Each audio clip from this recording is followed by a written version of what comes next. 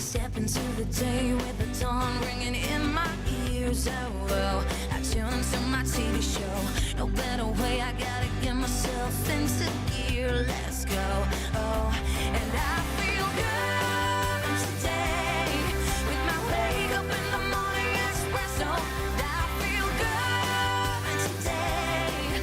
It's my feel good breakfast show. Welcome to your Feel Good Breakfast Show. This is Expresso. You're live in S3, and can I tell you, I am enthused to spend some time with you till 9 a.m. this morning.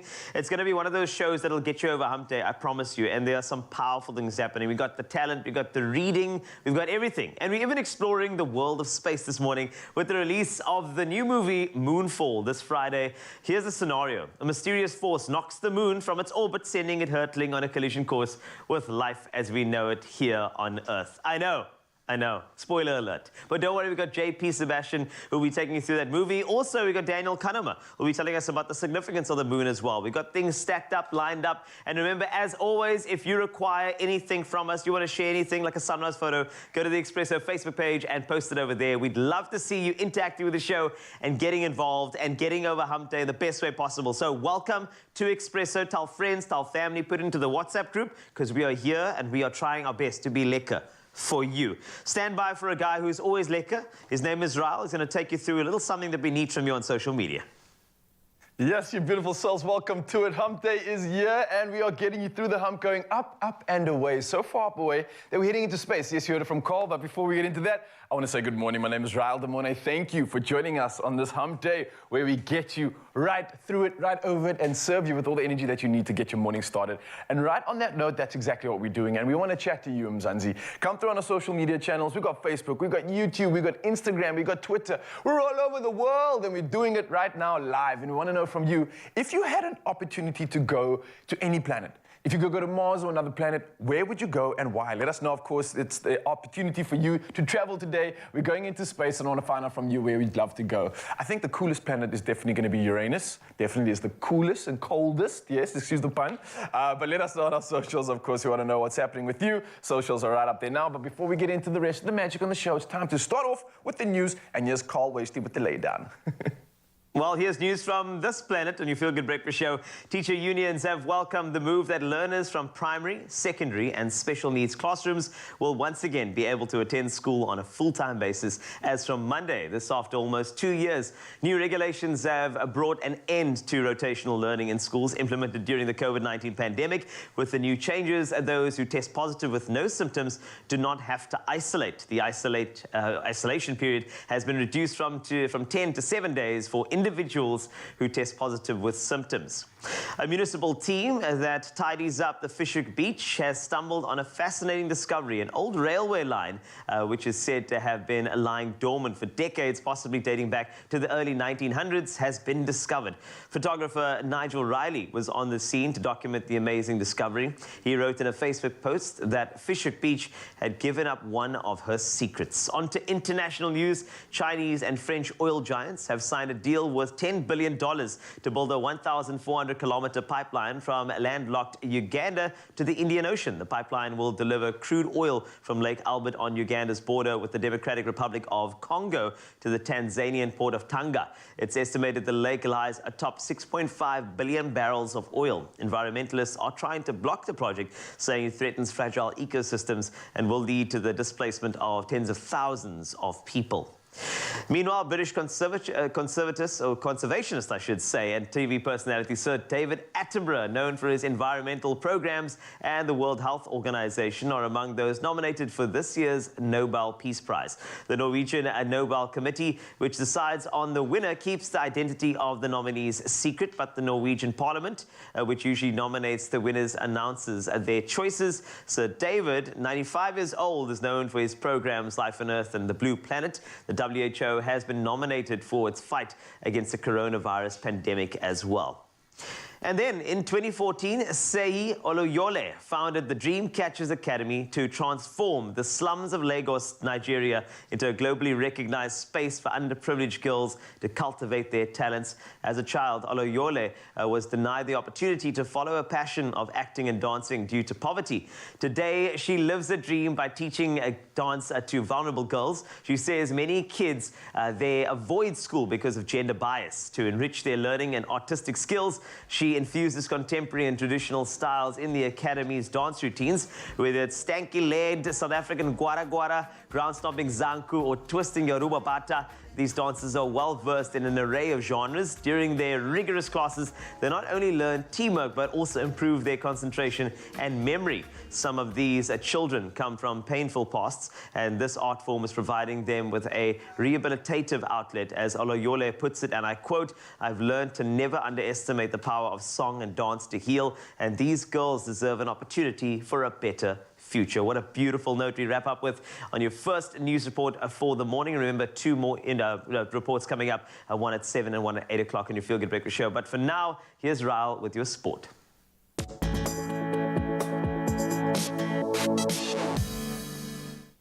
Thank you so much, Carl. And for now, it's time to kick into sport. Starting off with the African Cup of Nations, and defending champion Senegal will face surprise packages Burkina Faso in the first semi-final taking place tonight.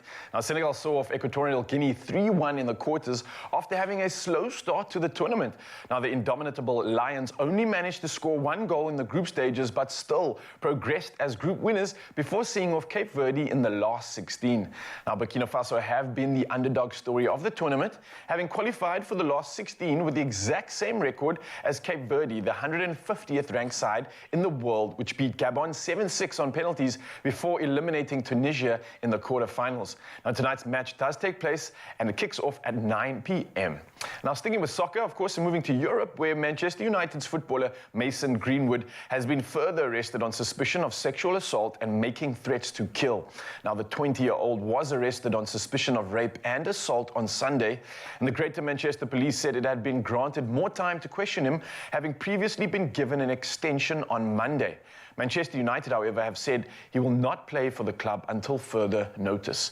On top of that, video game developer EA Sports said the forward had been removed from FIFA products, while Nike too have also suspended their relationship with the player. And now, moving from soccer news, we move over to cricket. And cricket is the first discipline to be announced, and its complete lineup for the Birmingham 2022 Commonwealth Games is here.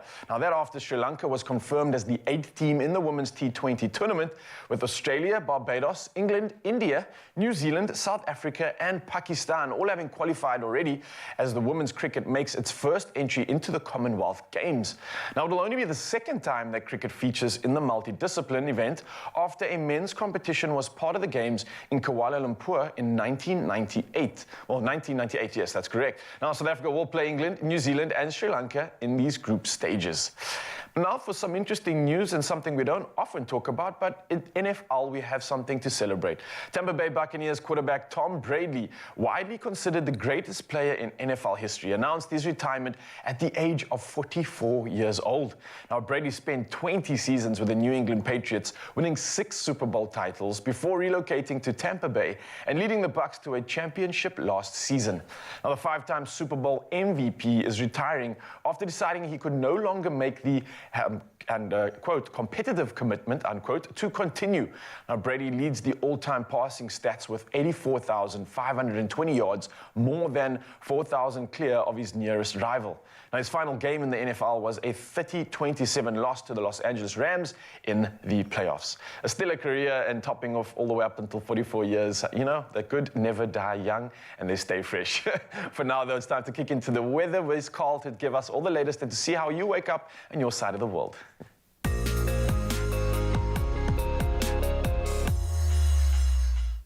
By Dankie Ryle, let's take a look at your weather news and starting off with the Western Cape. Now, the Western Cape residents will enjoy some respite from the heat wave today. This, as the South African Weather Service says, a cold front is expected to move in on the western parts of the province by tomorrow. The cooler conditions can also result in rain, which will help to lower the mercury somewhat. In some regions, such as Swartland, the Cape Town Metro and the western parts of the Cape Winelands district, as well as the Overberg, the Karoo and the Little Karoo, temperatures have regularly reached 40 degrees in recent days, and with the mercury even rising to 45 degrees Celsius in certain parts of the Western Cape. On Saturday, residents either flocked to beaches or cooled off by the pools. A resident of Komiki was compelled to give up her pool to a couple of hairy guests, understandable, who had also found the heat just too much and decided to have a little dip. They are so cute. Temperatures may be a little lower in the mother city today, but our viewers who have captured their sunrise pictures have brought their own heat with these great shots shared on the Expresso Facebook page. And let's take a closer look now. Johan Bart from Wilderness captured this view absolutely perfectly, showing off the reflection of the sky in a body of water as the sun peaks up over the hill. I see people are getting sexy with it. I like it. Avid photographer Louise G. Cherry shared yet another one of her fantastic shots from the south coast of Durban with this breathtaking shot overlooking the ocean and showing a sky filled with burnt hues. Absolutely gorgeous. Please keep it coming and get to the Expresso Facebook page. We'd like to see some new contributors to our sunrise pictures. We'd love to see you. Just go over there and post away as we take a closer look at your temperatures you can expect for the day. And Polokwane, guess what? I'm starting with you. 18 is your minimum to a high of 31. Bombela, 32 is your maximum, and 20 is how you start your day. Pretoria, 20 to 30 today. Johannesburg, you can expect 18 as you rise this morning, thawing out to 28 degrees Celsius a little bit later. Mahikeng, you can expect 19 degrees Celsius, and 31 is your maximum. Gladstone, 18 to 32. Kimberley, 19, you jump up to 32 as well. Bloemfontein, you start at 17 and you top at 30. Richards Bay, partly cloudy conditions, 35 is your maximum, 24 is your low. Pietermaritzburg, you can expect 36 degrees Celsius, so please hydrate and ensure that you get the sunscreen on. 21 is your minimum. Durban, 24 to 33, a good beach day for you. Umtata, 20 to 34. East London, 33 is your maximum from a low of 22. Cradock, you can expect 20 this morning. You jump up to 32. Just a warning of thunder showers, around a 60% chance. Ibeja, you've got 20 up to 31. Thunder showers for you too. George, same thing. Thunder showers, 29 the high from a low of 18. As mentioned earlier, Cape Town a little cooler today, 18 to 22 with a 60% chance of rain. Worcester, 16 and you rise to 32 degrees Celsius. Sutherland, your max is 23 from a start of 10 degrees Celsius, and Uppington, a little cooler day for you as well, believe it or not. 29 is a cooler day, and 20 is your minimum. Thunder showers also expected in your region. That's a wrap of your weather action. Your Feel Good Breakfast Show. We'll be back with another update in 1 hour, but for now, let's continue the magic with a very good-looking guy. You'll see him now in 3, 2, 1. There he is. Yeah, I am. Thank you so much, Carl. The show is already on the road. It is kicking off to a fantastic start, and there's so much magic coming right at you straight after this. It's World Read Aloud Day, yeah. A special one to celebrate on top of that, obviously, with some morning without breakfast. So we're heading into the kitchen, serving up something special, and the magic will continue. We'll see you in just a bit. Summer is as endless as you want it to be this getaway season with your Marriott Bonvoy Stay Longer on Us promotional offer. Get 20% or more off standard room rates when you stay 3 nights or longer at participating Marriott hotels across this magnificent land of ours.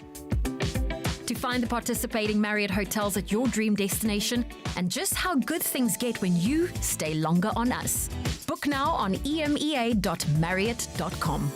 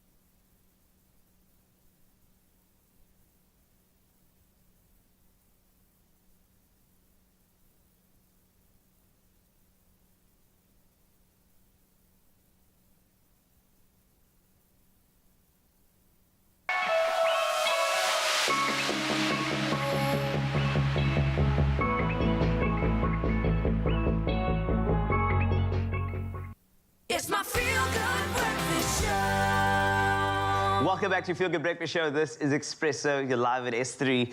And here's something so special for you. Now, if the journey of a lifetime starts with the turning of a page, then Nali Bali, South Africa's Reading for Enjoyment campaign, has been the catalyst for millions of lifetime journeys. Nali Bali, which is isiXhosa for Here's the Story, was founded in 2012 to spark children's potential through storytelling and reading. Now, each year since, it has been leading literacy change in South Africa by galvanizing adults into reading with their children through its annual World Read Aloud Day celebration. And if your math skills are awake already, you will have calculated that the campaign celebrates its 10th anniversary this year. So joining us via Zoom to tell us a bit more about this year's celebrations is Mabel Mnansa, author of the 2022 World Read Aloud Day story. Mabel, it is so good to see you. Hey Carl, how you doing? Good morning. Yes, it's very good to see. I feel like you've worked with me before, but we'll get to that later. But let's start off with you and World Read Aloud Day. It's so great to have you with us this morning. And apparently you are in Dublin at the moment, Ireland. Yeah, so it is 4 o'clock, 4:15 where I am right now. Oh, that's great. So I mean, if you have worked with us before, you'd understand that's a late morning for you. It's great. I'm glad you got a chance to sleep in. Anyway, I know this is a full circle moment, given the fact that you have worked here before, and now you are doing this thing as an author, which I mean makes us so proud. How is it feeling to be an author? Very exciting. This is what I've always been working towards. So it feels good to come full circle. I'm actually studying now, doing my master's in creative writing. So being part of this project has been great to exercise my writing muscle, because writing for kids is not easy. I'm not going to tell you that. It's not easy at all. That's actually quite interesting that you said that, because, you know, you get people that write those massive novels, and in writing for kids, you have to kind of find out exactly what they can respond to. So, I mean, I know the technicality in the writing is going to be a little bit different. But, I mean, how did you get involved in World Read Aloud Day? So I've been doing some stories for Nali Bali. Last year, I did some stories for them. So they came in and approached me and they asked me, are you interested? We're looking for an author for next year. It's going to be a big celebration. It's our 10th year. The story has to be Pan-African, a celebration. And I was like, yes, because I love the work that Nali Bali does. I am a reader myself. You know, you can see the glasses. So being able to share that love with little kids is just like my dream come true, basically. Living the dream, hey? It all started here, by the way. And now look at you now. Yeah. Woo! That's so good. Yes, it's just so. I was a part of the social media team on Afternoon Express mainly. So that gave me the practice. Doing those social media tweets, those 140 characters, it got me ready for the job. I know. We know this as a company. We understand. We've helped you along. 140 characters, I mean, that's at least maybe like the first sentence of a foreword, but it's fine.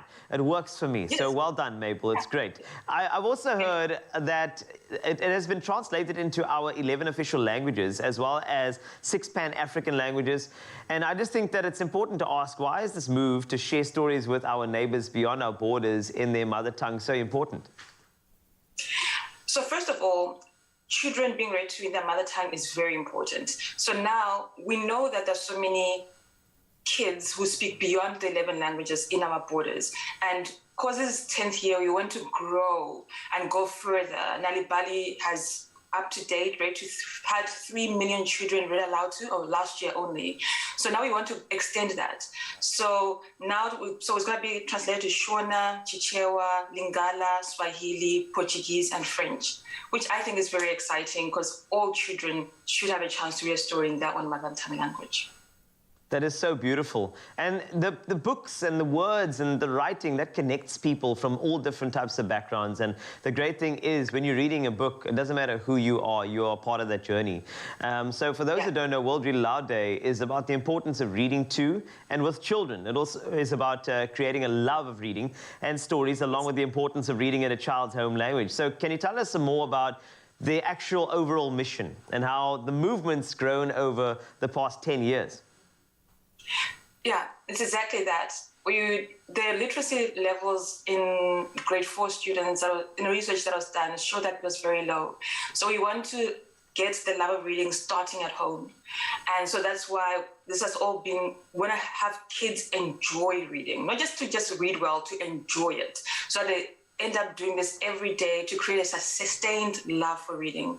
And so the aim is we want to extend this to make it sustainable for more families to be involved in reading with their kids. And that's why an important thing is that these stories are available for free to download. You can access them via the website, or you can WhatsApp to get the story. And that's very important because it's making it easily accessible for anyone. And there's supplements in the newspapers too.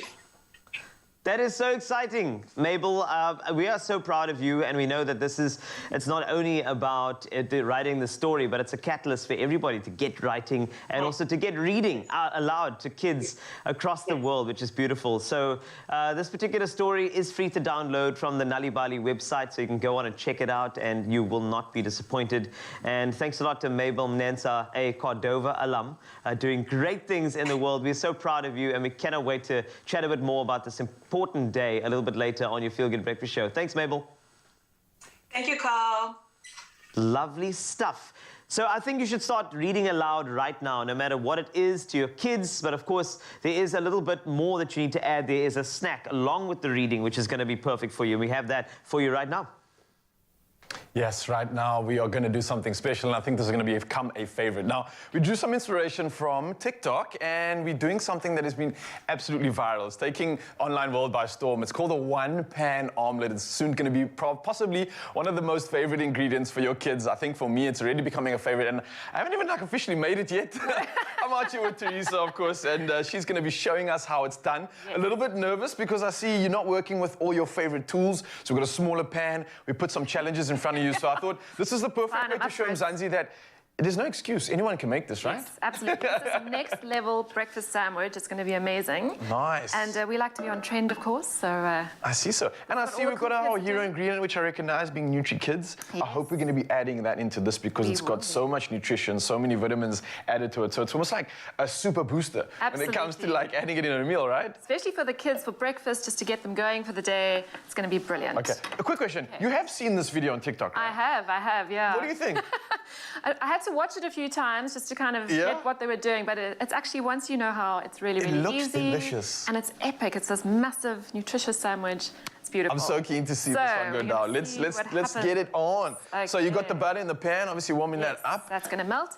Right, you're going to make your egg mixture first. All right. So we've got some eggs in the bowl, and we're going to add our clove and Nutri-Kids to the mix. Nice, I like that. And that's going to be the extra nutrition that we need. I think this is like a small little hack, which I just have to speak about to Mzansi especially, because obviously Nutri-Kids has a nutritious range, right? And this is for kids, which is also adding a dash of, like we have done right now, milk to the eggs, which is a mixture that increases the nutritional value of this scrumptious salmi, right? And that's because it's got a source of calcium that aids in the development of strong, healthy bones, and also brings out the best in your little ones. Now, you can add any of your favorite salmi toppings.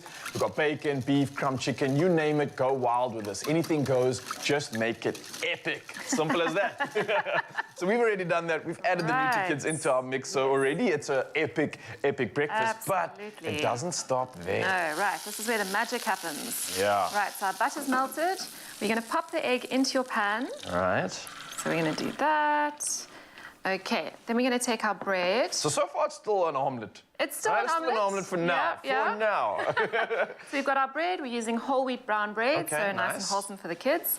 And you're going to pop that into your egg. Just try and leave a little gap between them, like that. So we've got some protein, good fats. We've got some vitamins and minerals from the milk. We've got some fiber and good carbs coming from the bread. This is looking good. Nice and balanced. And then basically you want to just let that egg cook a little bit, because what we're going to do is we're going to flip the whole thing over. So we don't just leave it like that and let it become French toast. There's actually a few more steps. There's a few more steps. Okay. And then paying attention. While that's happening, you can get all your toppings out. So we've got some smoked chicken. We've got 2 different cheeses, sun-dried tomato and spring onion. Yum. And I think you're going to do some avo for us as well. Let me handle the hard stuff here. So you put me on the avo. You don't trust me with anything else, eh? And this is cooking nicely. All right. How's it going on your side? So in terms of like the eggs there. Toastiness, do you want the bread to kind of crisp up yet, or is it still kind of Well, we're going to flip it over. Yeah, and then right at the end, there's another chance to let the bread toast more in the pan. Right. And I'll show you how that's all going to So work. I'm sorry for all the questions, but like, I see it happen so quick on TikTok as well. They just like I know. put it in, chop, chop, chop, chop, what, 30 done. And I'm like, wait, what just happened? Slow down there. That's why I had to watch it a few times. I got you, I got you. All right. But of course, Mzansi, that's why we're here. We're serving you up all the good stuff, all the information you need to get this recipe on lock. Yes. And hopefully make it become a favorite for you and the loved ones. Right, we're almost there. Just want to let this egg cook a little bit more. Ooh, Looking good. It's smelling good already, I smells must just say. good. We haven't even added This is any a good- ingredients yet. But I must just say, I'm waiting with a bated breath Oh my gosh, to so see am this I. flip go down.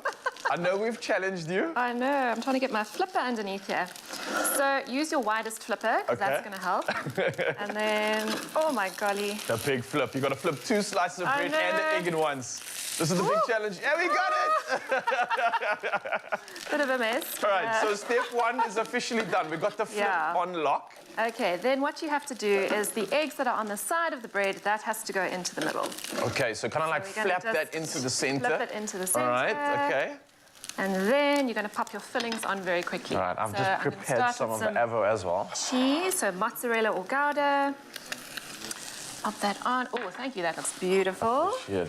And a bit of chicken onto your cheese, some spring onions. Bring it on. All the So ingredients this still part you've adding got to do a little value. bit quickly. Yeah.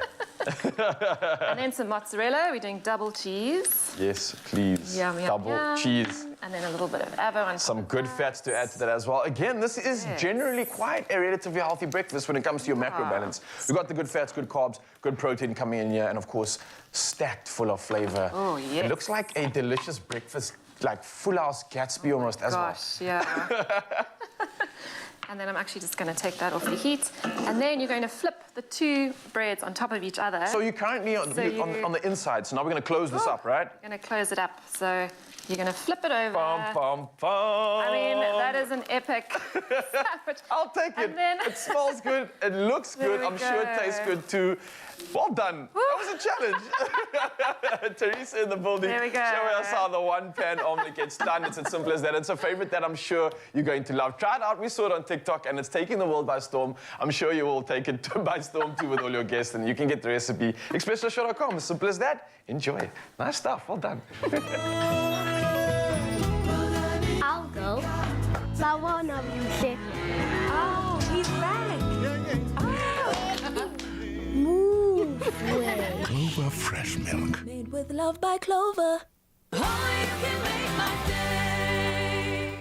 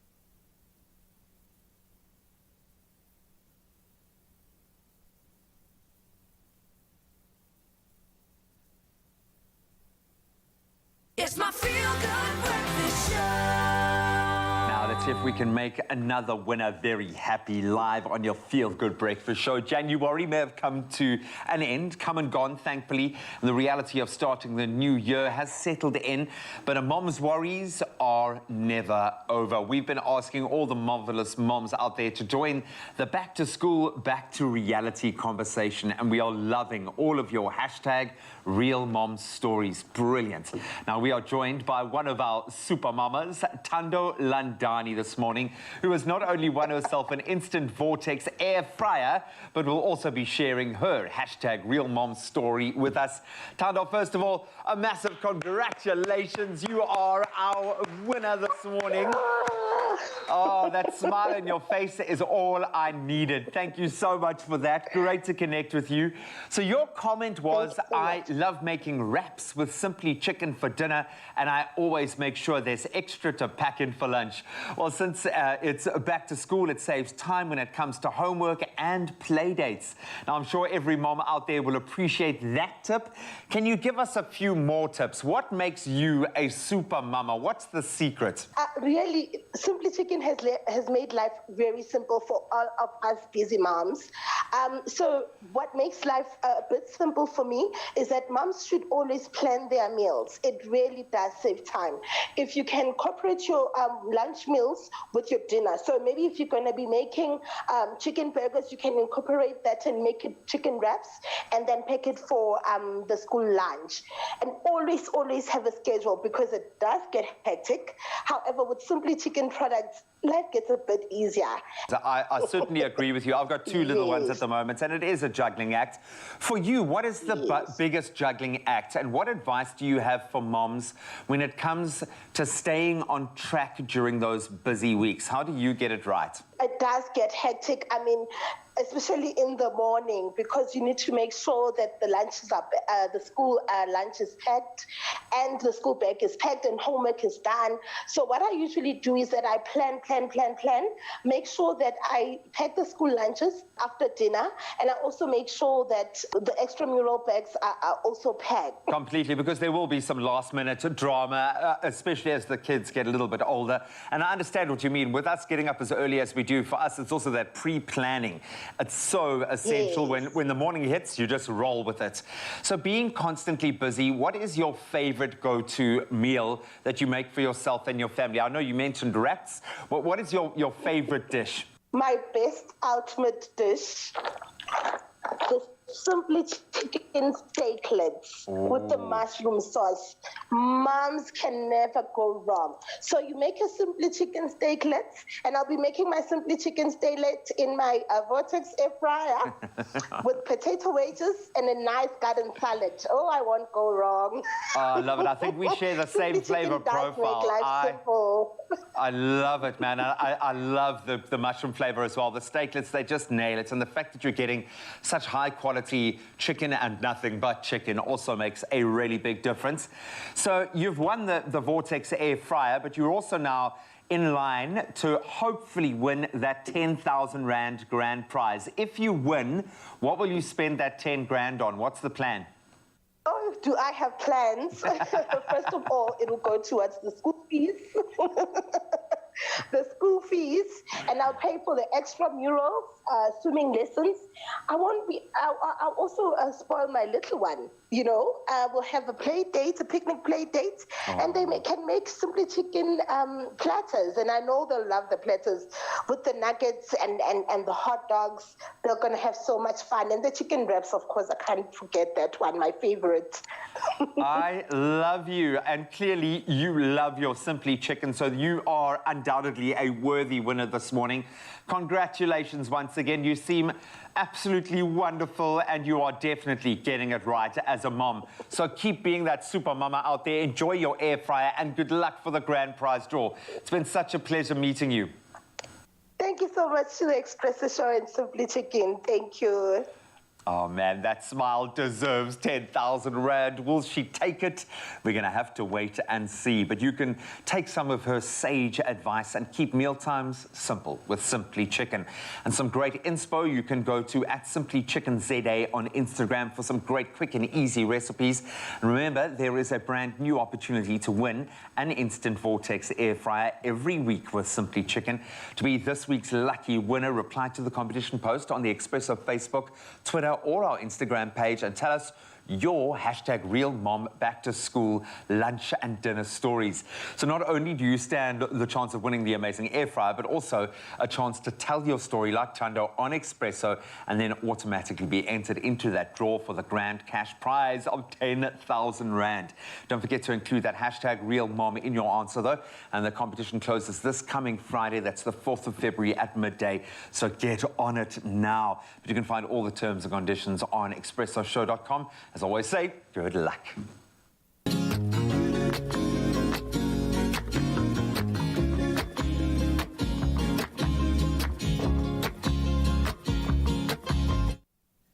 Oh, stunning stuff. Thank you very much, G-Man. Now, we're encouraging all parents this morning and all the days beyond this day, grandparents, caregivers, teachers, siblings, everyone, to read to children this World Read Aloud Day. It's an important thing to do. The story selected for this year's celebrations being A Party at the Park, written by Mabel Manassa, or rather Mnessa, who Carl had a chat with earlier on. We're joined now in studio by Bulelani Futani, who's Nalibali's Partnerships National Coordinator. Bulelani, Puti Unchani. Good to see you. Good morning. Good morning. How are you? It's been a while. It's good to have you back. Yeah, it's always good to come back and let them know that South Africa needs to make our children literate. Indeed. So what is the importance for you of reading out aloud? You know, people are reading in their quiet spaces, etc. But why do you want to encourage people to read aloud? What are the benefits? Look, children who are immersed in storytelling and being read aloud to at the earlier stages, especially in their home languages, those children tend to develop sustainable reading habits, which puts them in a better position of performing better academically when they get into a school environment. But I think also in the long run, those children just tend to have a better future compared to those who are not given that opportunity to be exposed to reading and storytelling at the earlier stages. And it's such an important thing, Bulelani, because it's not just about reading out loud. It's also a confidence builder. Children who are able to read out loud or aloud are able to build their confidence. They're able to really stand in front of people and express themselves and have conversations, right? That's very important. You know, the self-esteem is very key. You know, because we do want our children to basically take charge when they walk into a space. And for that to happen, we have to find ways to equip them. And reading is very much key when it comes to building that self-confidence, as you rightfully mentioned. And also, it's good to hear certain words read aloud, because what you do is you actually start hearing them, and you can see the word and say, hey, now I can actually say that the next time I read, and that's the confidence builder that we require. Which means that I feel like, you know, Tabiso and I would like to hear you read. Yes, and then later have Carl do the same. Of the same book. Great stuff. Because you brought along but this is a book. Xhosa. Right? Yes. Yeah, it's a Xhosa version. Yes. But I mean, of course, Carl, children who are exposed to reading tend to improve their vocabulary. Yes, indeed. You know, especially when the adults are the one role modeling. Hence, we are encouraging parents at home to be, you know, promoting these reading habits. Well, you've brought along this year selected a storybook, which is A Party at the Park, written by Mabel, who we had a chat with earlier on. You're going to read that for us, right? Yes. Yes. So I'm going to read you the Xhosa version. So the part that I'm going to read is basically the announcement on the radio, where they are being invited into the party that is going to be happening at the park. Okay. Uniyo, uGeorge kunye noHope bonke babesendlini kagogo. Babethetha behlekela phezulu kamnandi. Shh, watsho ugogo. Andiva ukuba bathini kunomathotholo. Yizani sonke masimameleni inkqubo yam endiyithandayo. Wonke umntu wathi cwaka kwamanyelwa. Ngesiquphe beva umsasazi ekhankanya igama lepaki yabo. Wow, ipaki yethu yindumasi, watsho uNiyo. kwaye utiniso owaziwa ngelikatika uza kuba esenza inkqubo epakini ngale mva kwemini kunye nebendi iweekend. Sorry about that. Iimvumi ezivela eZimbabwe, eNigeria naseMalawi ziza kube zithatha inxaxheba. Wonke ubani wamkelekile ukuba abe yinxalenye yale mbhiyozo, watsho umsasazi. Gogo, watsho uNeo, uvile? Bathi wonke ubani wamkelekile, sicela ukuya. I'm going to leave it there for now. Wow. I can visualize this entire scene. And that's the beauty of language. And when you're able to read words out loud like that, you're able to give them the expression and the meaning that is rightfully deserved. Right?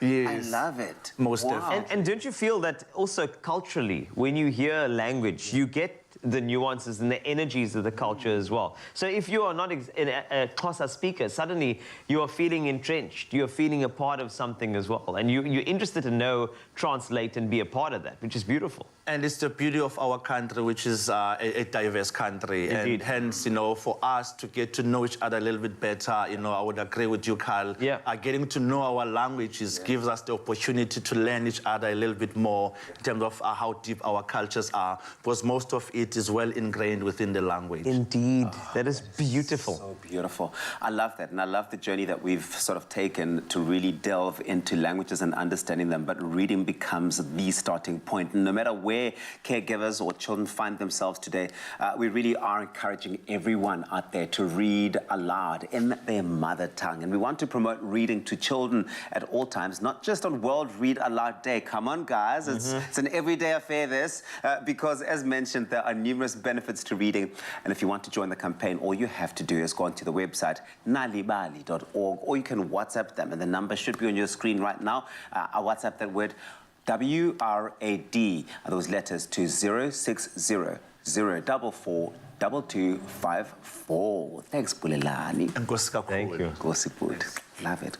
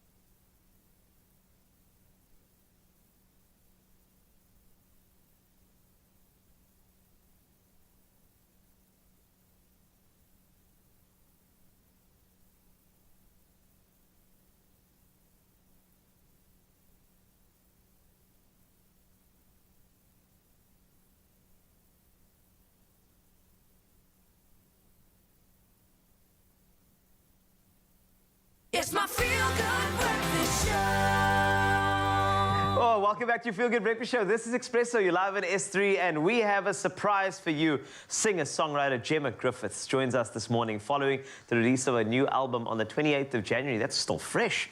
Even though Gemma was born in Cape Town, she grew up in Harare, Zimbabwe, where she has gone on to perform on many music and art festival stages around the world, such as the Harare International Festival of Arts, and headlining the Zimfest London in 2015. And you know what? The CV just keeps on piling up.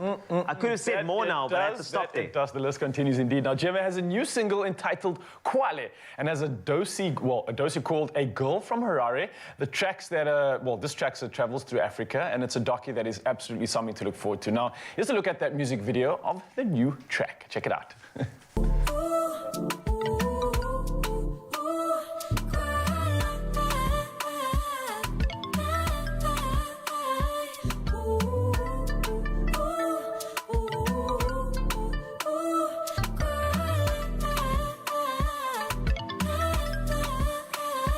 Take me, girl, to where I loved you.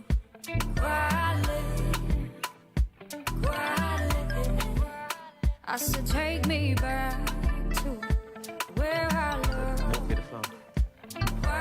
Ooh, okay, I'm feeling it. The ambience is here, the vibes are here. It's something I could play all day long. Ladies and gentlemen, let's get into it. Let's welcome this beautiful soul, Gemma, in the building. Thank you, thank you. Yeah, how are you doing this morning? So good, it's early. It's early, but yet you're like just slaying the obstacles coming your way. You woke up early, you're looking so fresh at this time in the morning, and I just watched you doing like a little bit of a, sort of like a fresh little start to the morning, and your keyboard just went wonky. No stress for you, just get another one, doesn't matter, I'll keep doing my thing. Impressive stuff indeed, and I'm clearly seeing why the new song Kwale is also as impressive, as representing so much when it comes to just you, obviously the person, a place, a time. Tell me about it exactly, because this is fresh, like Carl said, 28th of Jan, a few days ago. You're getting first dibs on this. Yes, these babies are new. So Kwale was a track that I wrote while I was in Kwale, which is a place on the coast of Kenya. Basically, 2018, I decided to try and make some music in total immersion. And so I bought a Land Rover. Well, didn't buy. I borrowed a Land Rover. Shout out the Nielsen. And packed my studio into the car and just started driving, and lived in the car for almost 2 years. And Kwale was a place that I kept sort of coming back to on the beach, and so I was lying in the sand writing this track, and it named itself, I guess, after the place. I'm jealous, because you literally did what I think everybody wants to do. Yes. Get in a car, drive away. Just drive. Immerse yourself and see what happens, and how lucky we are for that. Almost 2 years. Yeah, 500 days. How do you tell the difference between boot space and head space in that moment? Yeah, you know. You have like your little sections, you know, you've got sections, and it was like a proper house, the full roof tent and the solar panels and the fridge, and it was amazing. That's great. And now I know the EP dropped late last month. Yes. Last month was December. People are usually jawling, last relaxing. month was January. Oh, January. Oh, we in course. February. I'm sorry, guys. It's so good, but of course, January. And just kind of bringing the EP together with all the inspiration, all the Land Rovers and that sort of thing. Like, how did you put that all together? That was amazing. You know, I think I set out on this trip knowing that I wanted to create something, but I wasn't quite sure what that was, and so I sort of allowed the music to create for me. And the EP, A Girl from Harare, it's called, really is sort of a collection of stories that I collected along the way. Some my own, some experiences, some about places, and then some that people told me. And that sort of just formed into this 9-track EP called A Girl from Harare. Absolutely love it. But it's not just you that's performing. I mean, obviously, one would imagine you're going to a place like that, you find yourself, you want to express yourself fully. Yeah. Sometimes people collaborate just like you, and you find that you don't necessarily need to express on your own, but you need to do it with other people. Yeah. Why is that so important to you? And on that note, let me just say this. We want you to put out some new collaborations that you're dying to maybe get involved in, because everything that you speak about on the show comes to fruition. So there we go. A two-part question, maybe asking you both as to why you love the collaboration so much, and is there anyone else that you may be looking forward to collaborating with in the future? Absolutely. So I love collaboration because I think it really is, music is such a powerful thing, and it's a way to connect with people, and it's a really great way to communicate with each other. And I've always been very sort of authentic with the people that I collaborate with. They're people that I get along with and that we sort of connect with. And so as I was traveling, I met some really cool artists and collaborations sort of came out. And it's a great way to connect to other audiences and to bring people back to Zimbabwe and the beautiful things that happen there as well. So yeah, it was a big part of my journey so far. In terms of people I would love to collaborate with, how much time do you have? I think you get inspired by people, but in South Africa, I think you guys have phenomenal creatives. I love Nadia Nakai and Rouge Rapper, Shekinah. I know I'm mentioning all girls. I don't worry, a lot of them were on the show yesterday, so they're probably still watching. Yes, woo! And shout out to Shasha as well, who's an amazing Zim artist who's based in Joburg, who I would love to work with one day as well. Okay. Well, the names have been dropped, and if you're listening, Gemma Griffiths, hit her up on LinkedIn. Right. So let's talk about the documentary. Yeah. I know the docu, it's definitely a journey that connected to what you just told us about as well. Just give us the gist as to what we can expect from the docu as well. Yeah, so A Girl from Harare, the documentary, was sort of just taking you through the journey. I mean, there is so much incredible footage that sort of came from this 500 days, 24,000 kilometers driving across the continent. And so we put it together into this beautiful sort of piece that takes you through the Zim music scene, the trip itself, and then the creation of this EP, which I think is really special to be able to see a bit about, the making of, but also just these amazing places, that we were so lucky to travel to. The Karimba Archipelago, the Bwindi Impenetrable Forest. It's an amazing continent. Wow. Well, Gemma, I can't thank you enough for joining us this morning. You are looking absolutely ready to set off from Mzansi, and that's exactly what's going to happen just in a moment. Gemma's going to be giving us 3 performances that are absolutely going to light up, set the mood, and get you into the spirit that you need to get over Hump Day. And speaking of which, to get you over maybe some of those breakfast hunger pains as well, here's something special for you in the kitchen. Ah, what a songbird. She is such a breath of fresh air. Now, speaking of songbirds, this next recipe will be a symphony for the taste buds. Trust me, they're going to love you for it. Plus, it's healthy too. Yes. There is a classic mayonnaise that brings out the traditional French in 3 levels of tanginess. The mild classic, the medium classic, the strong classic. Tangy, the way you love it. Made with love by Clover. Yeah, it's right. If you're looking for quick and easy midweek meal inspiration, then you've come to the right place at the right time, because we've got just what you need. Chicken schnitzel is always a go-to.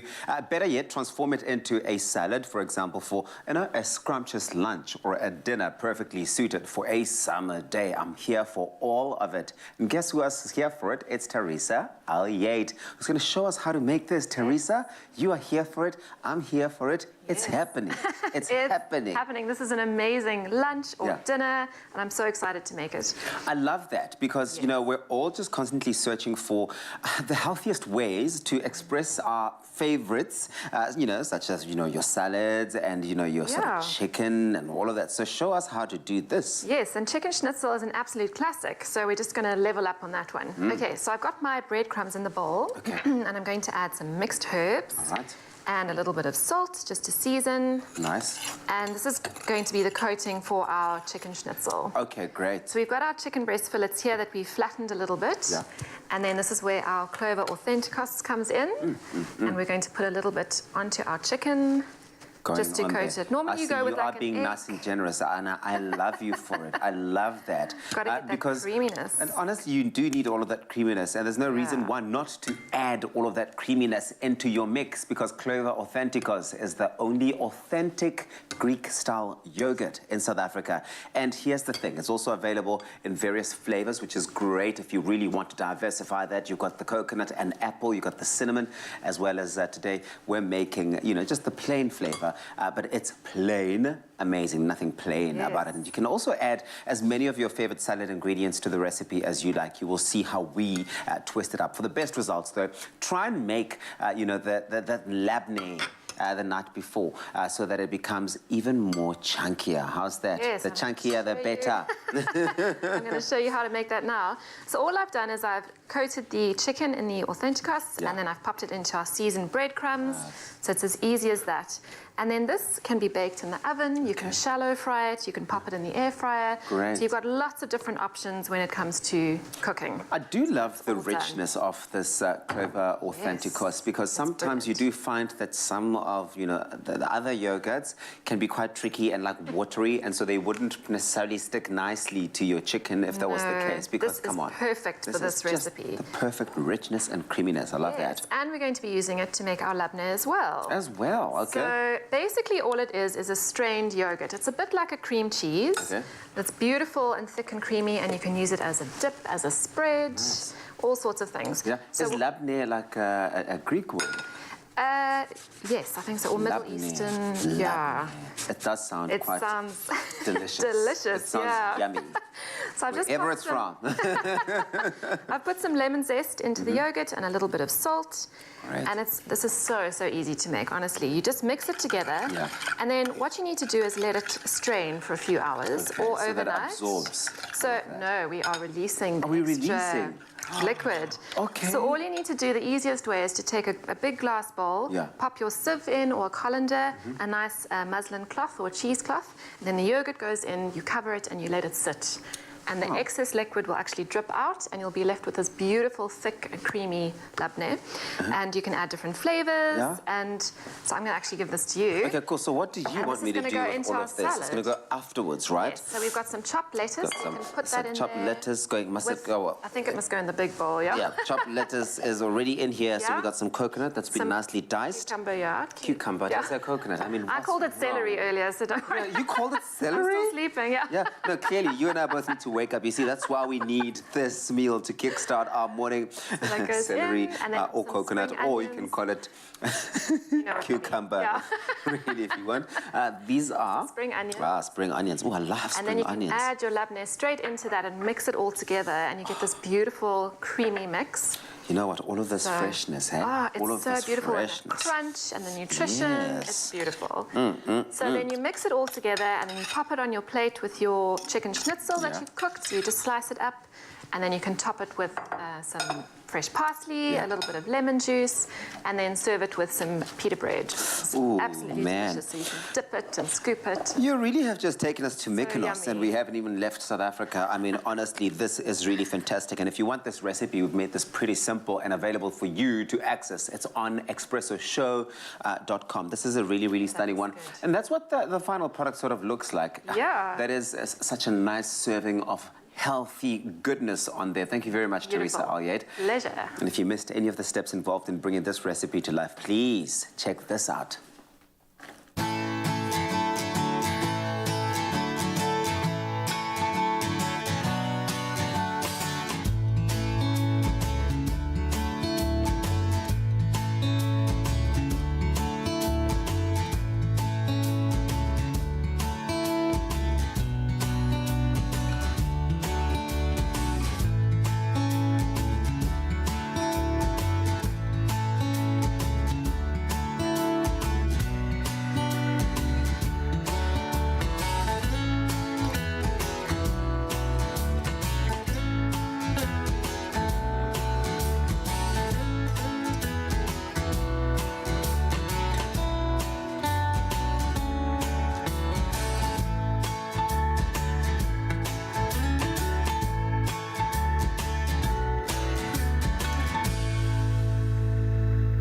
Made with love by Clover. Only you can make my day.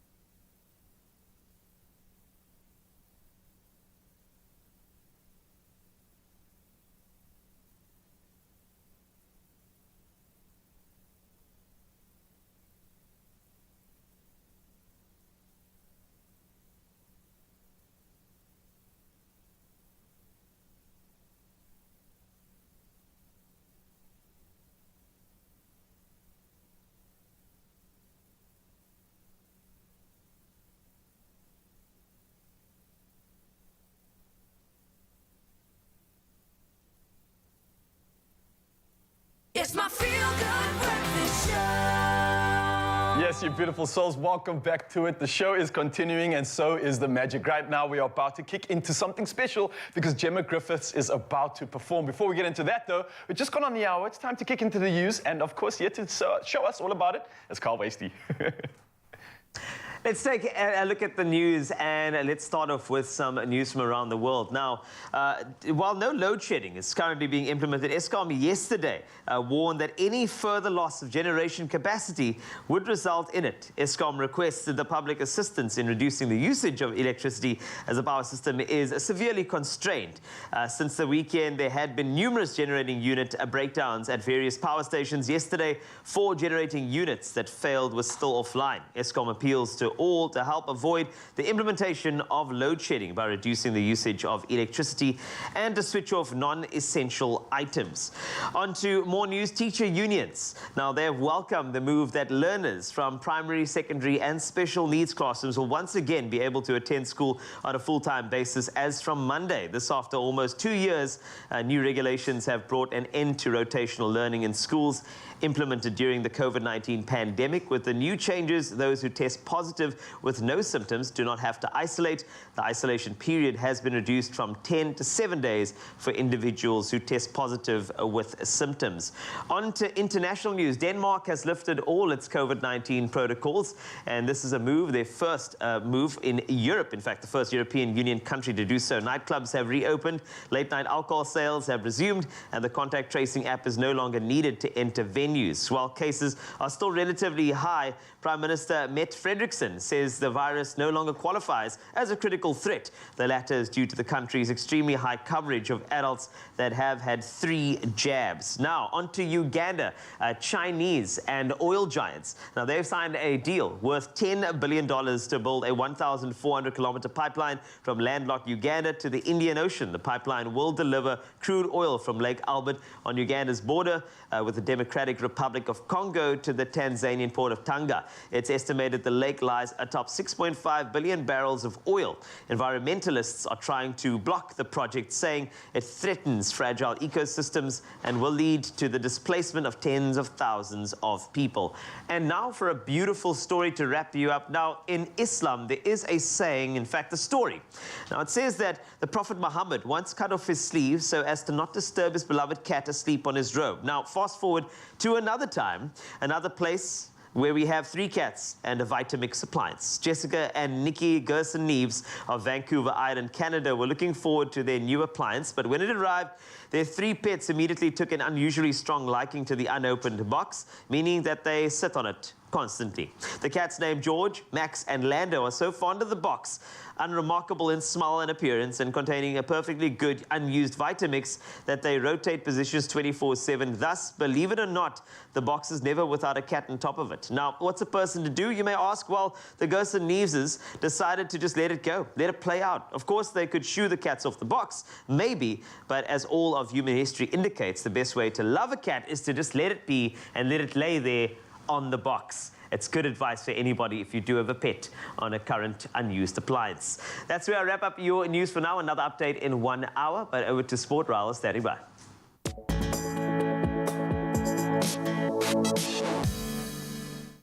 Thank you so much, Carl. Sorry, I'm just still smiling over the crazy things that we do for our pets and our loved ones and how they make national news. But for now, it's time to take a look at the rest of the headlines. I mean, diving into the world of sport right now and talking about soccer, defending champions Senegal will face surprise packages Burkina Faso in the first semi-final taking place tonight. Now, Senegal saw off Equatorial Guinea 3-1 in the quarters after having a slow start to the tournament. Now, the indomitable Lions only managed to score 1 goal in the group stages, but still progressed as group winners before seeing off Cape Verde in the last 16. Now, Burkina Faso have been the underdog story of the tournament, having qualified for the last 16 with the exact same record as Cape Verde, the 150th ranked side in the world, who beat Gabon 7-6 on penalties before eliminating Tunisia in the quarterfinals. That match taking place tonight, which kicks off at 9 p.m. Sticking to soccer with some more interesting news up ahead, Man United's footballer Mason Greenwood has been further arrested on suspicion of sexual assault assault and making threats to kill. Now, the 20-year-old was arrested on suspicion of rape and assault on Sunday, and the Greater Manchester Police said it had been granted more time to question him, having previously been given an extension on Monday. Now, Manchester United have said he will not play for the club until further notice, as well as video game developer EA Sports saying the forward had been removed from FIFA products, along with Nike having also suspended the relationship with the player. And now from soccer news, we move over to the world of cricket, and this is the first time the discipline is to announce its complete lineup for the Birmingham 2022 Commonwealth Games. Now, this after Sri Lanka was confirmed as the 8th team in the women's T20 tournament. Australia, Barbados, England, India, New Zealand, South Africa and Pakistan have already qualified as women's cricket makes its first entry into the Commonwealth Games. Now, it will only be the second time that cricket features in the multidiscipline event after immense competition was part of the Games in Kuala Lumpur in 1998. Now, South Africa will play England, New Zealand and Sri Lanka in their group stages. And now from some celebratory news, we bid a farewell to a legend, where Tampa Bay Buccaneers quarterback Tom Brady, who is widely considered the greatest player in NFL history, has announced his retirement at the age of 44 years old. Now, Brady spent 20 seasons with the New England Patriots, winning 6 Super Bowl titles before relocating to Tampa Bay and leading the Bucs to a championship last season. Now, the 5-time Super Bowl MVP is retiring after deciding he could no longer make the, and quote, competitive commitment, unquote, to continue. Now, Brady leads the all-time passing statistics with 84,520 yards, more than 4,000 clear of his nearest rival. His final game in the NFL was 30-27, and it was a loss, unfortunately, and this taking place to the Los Angeles Rams in the playoffs. Well, that's all we have for you in the world of sport right now. We'll see you in the next hour with another update. For now, though, it's time to kick into the weather, and here's Uncle Tubbsy.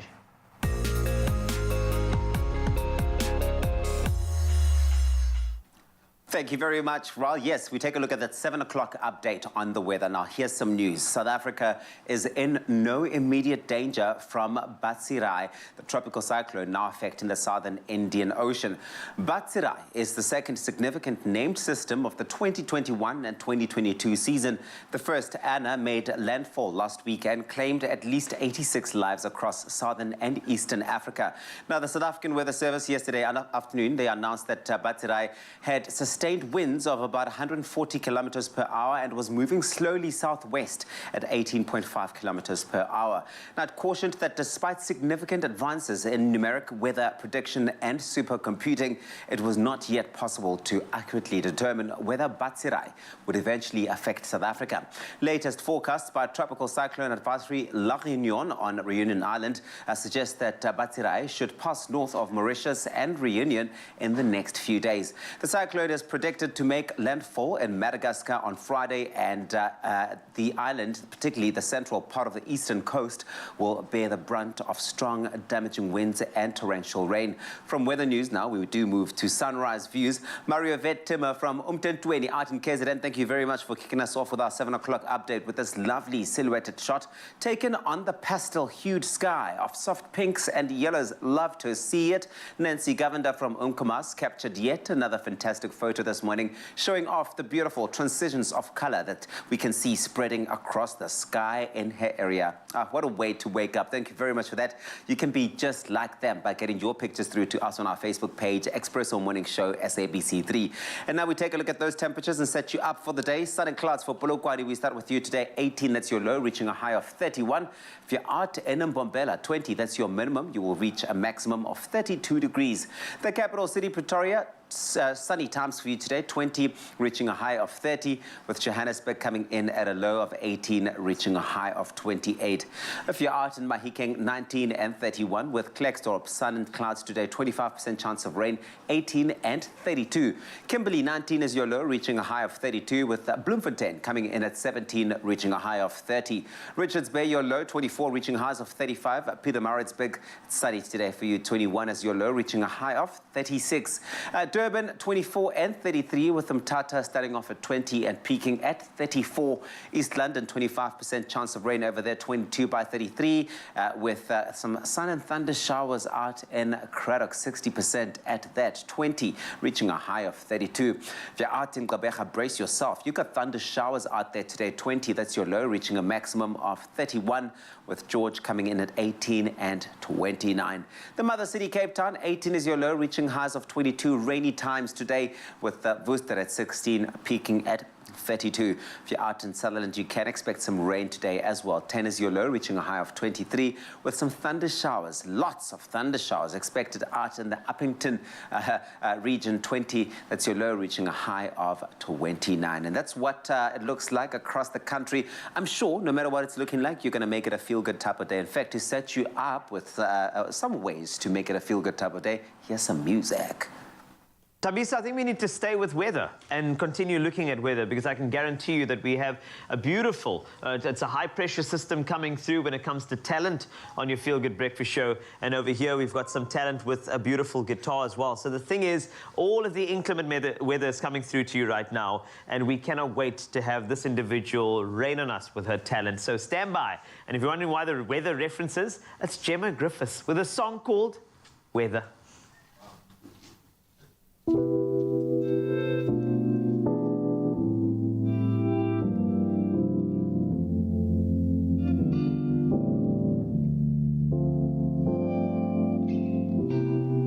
I'm ask again, do it really look like rain? Not the first or the last time I asked you to pass time by watching the window pane. Put your body next to mine, hold my hand with the hand that don't hold your arm. Wishing for thunder, wishing for light, lighting up the night sky, baby. But nobody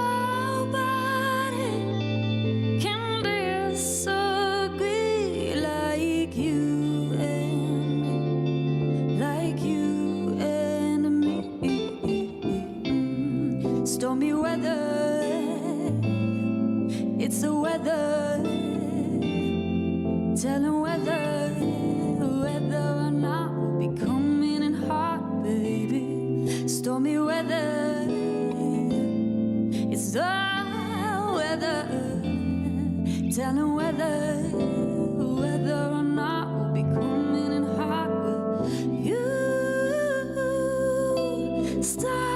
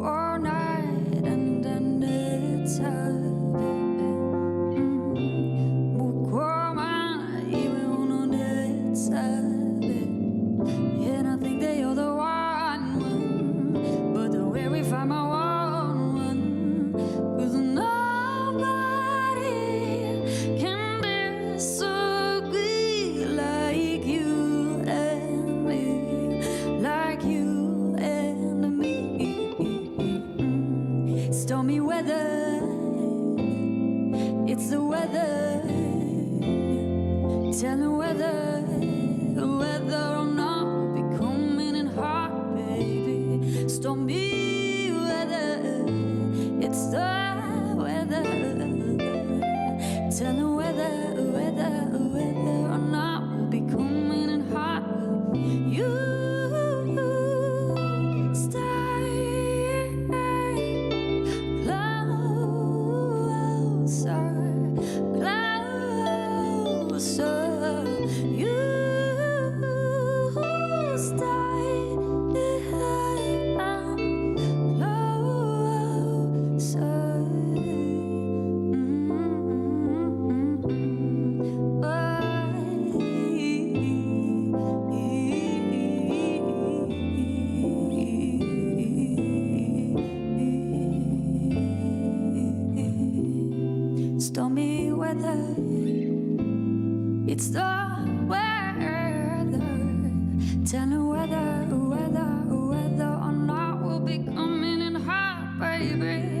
just told me where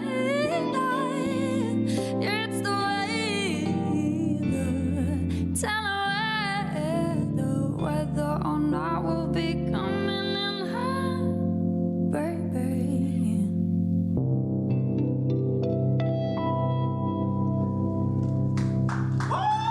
Oh my goodness! I'm gonna stand next to this talent.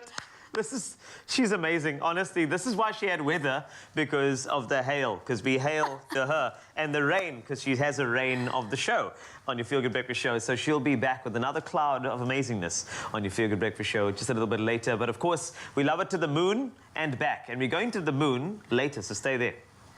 Only you can make my day.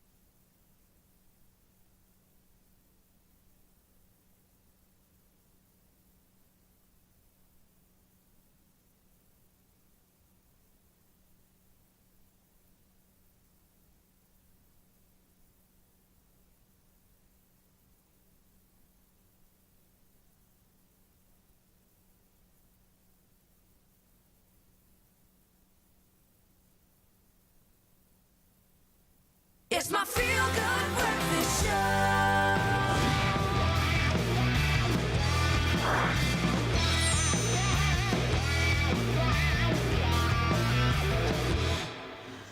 Welcome back to Feel Good Breakfast Show. We are on the couch with JP Sebastian, and there is a movie preview that you have to see.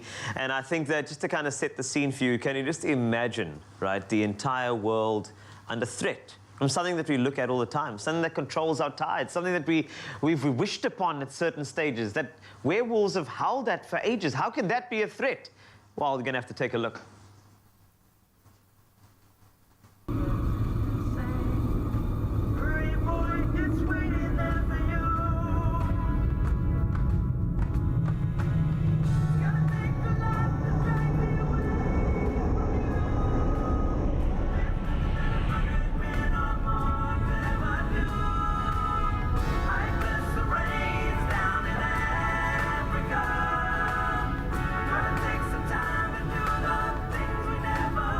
What does it even mean to miss the rains down in Africa?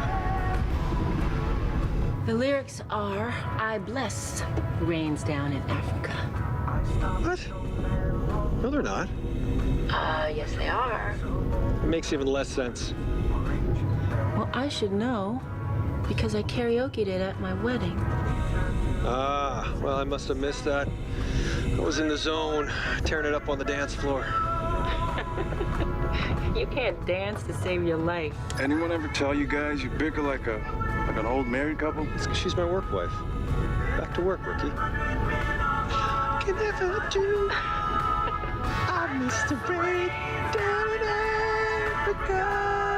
I would like to thank you for spending your honeymoon in space with us. It was either space or Italy.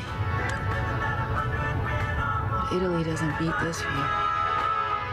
I miss the rain down in Africa.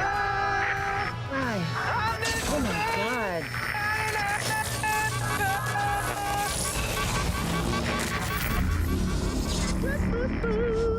What the hell is that?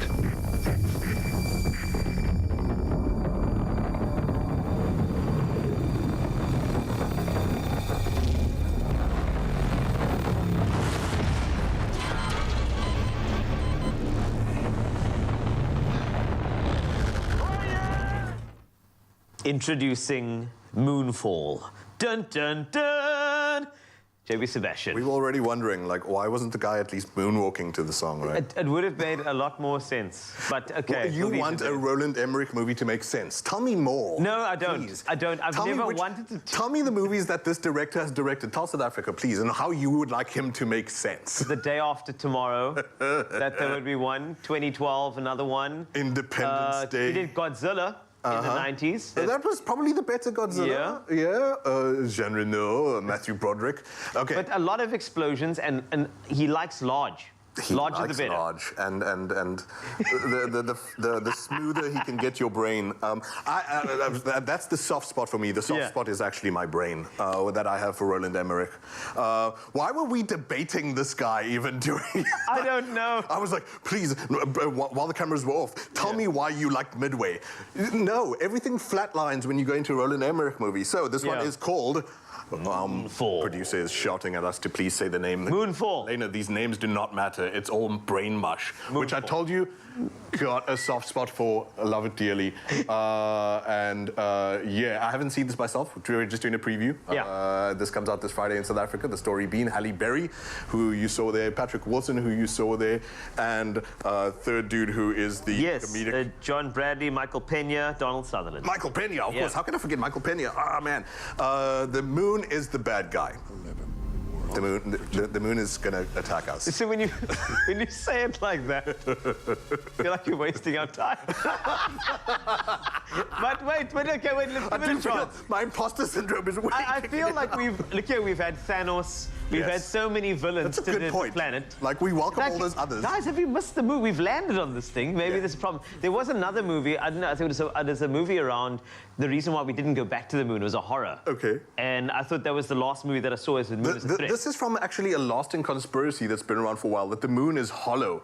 And so the trailer already reveals that. I'm not spoiling anything. Obviously, I can't because I haven't seen it myself. But there's a structure within that has thrown it off its orbit, and now it's tumbling towards us. Halle Berry is this NASA executive who has a wild theory about how she might save the planet from the moon careening into us out of control. All the while, you've seen Earth cities, including African cities, being like rolled over by waves, and like you said, the tides screwing us around.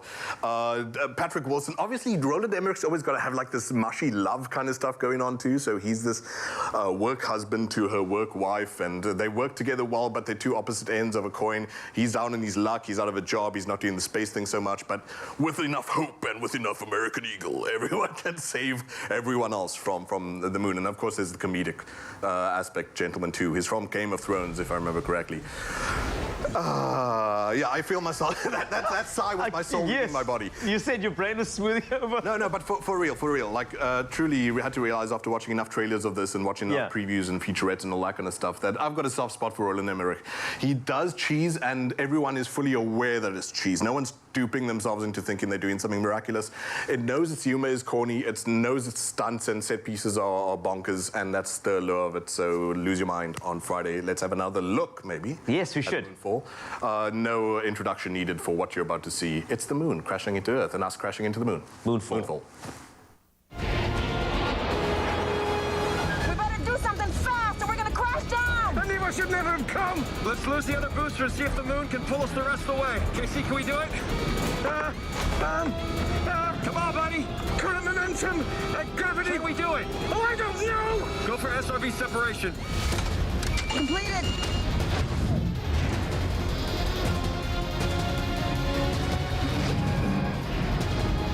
Oh, God, if this doesn't work, we're dead. Well, yeah, this better work. Main tank's down to 0. Joe, get rid of it. Separated main tank.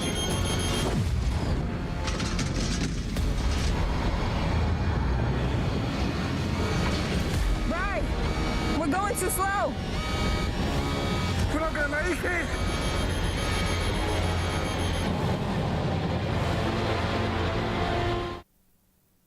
Moonfall. Moonfall. JP and I were just saying that IQ drop. it could be an IQ drop, but I just want to see how this plays out. The word I want to know. We're intrigued. That's the last fancy word we'll ever get to use. Because brain out the window. I truly do want to see this too. Yeah. This Friday, Moonfall coming out. How does this play out? How does this pan out? And this is really like world. This is the only place that we need wild conspiracies, including the moon being hollow, including the moon landings being whatever you believe they were. Take your conspiracies to the movies. Have fun with them there. I believe. Yeah. You, me, and Carl. Although we're going to be one nebulous 2-point IQ mass when we're in the cinema together. Yes, and afterwards we'll be like, me like. You like? Me like. Moonfall, go check it out this Friday as we get on to something that's going to get you nice and fit. And then a little bit later, Dr. Daniel Cunham will be here and we'll ask him if the whole Moonfall thing is possible. But fitness first. Defibrillator, boy. Yes, but fitness first. And this morning's fitness routine has found inspiration from the movie Moonfall and, of course, space too. Now, we know that gravity is a constant force, but sometimes it feels increasingly difficult to overcome, right? Fortunately, though, no matter what one's age, condition, or health status, the body has an incredible ability to improve muscular strength and fight back against the push of gravity. So this morning, fitness trainer Masi Matodlana is here in the building today to demonstrate to us some of the exercises that will help us maintain and improve our strength in order to stay active and fight back against gravity. Masi, how are you doing this morning, bro? I'm all good, bro. How are you? Good, man. I'm ready to shake and bake. I see you got some toys of torture. Are we calling it that today? Nah, it's more to have fun today. Okay. Just enjoying. Anyone can do it here today, like from the young age all the way to, you know? All right.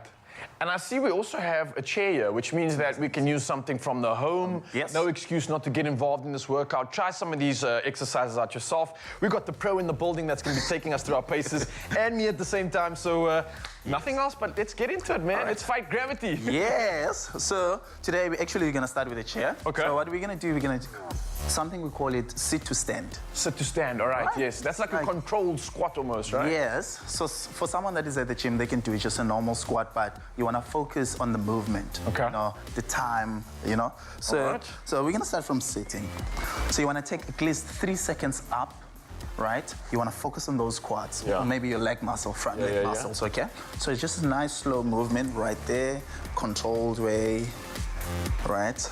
And back down, it's the same movement. So the same muscle group that you're using to go down, it's the same muscle group that you're using to go up. I like this one, not only for the fact that it's obviously getting us in a good position, but I almost feel like as I'm trying to reach back down on the chair, pushing my glutes out, it's forcing a good stimulation in the glutes and the hamstring at the same time. It's forcing like better form, right? Yeah. I love that. That's really, really awesome. So again, why are we taking it so slow? Okay, because you want to focus on those muscles, you know? Okay. So again, it's all about the gravity. Nice. The gravity movement. So yes. You don't want to force things. You know, when you do up and down, you don't actually feel on the muscle group that you're actually focusing on. Now we can build some mind-muscle connection at the same time, keeping that focus on lock. There we go. Boom, nailing our reps. How many reps of this will we do? So you can do it between 10 to 15 reps. Okay. And then you can do at least between 2 to 3 sets of that.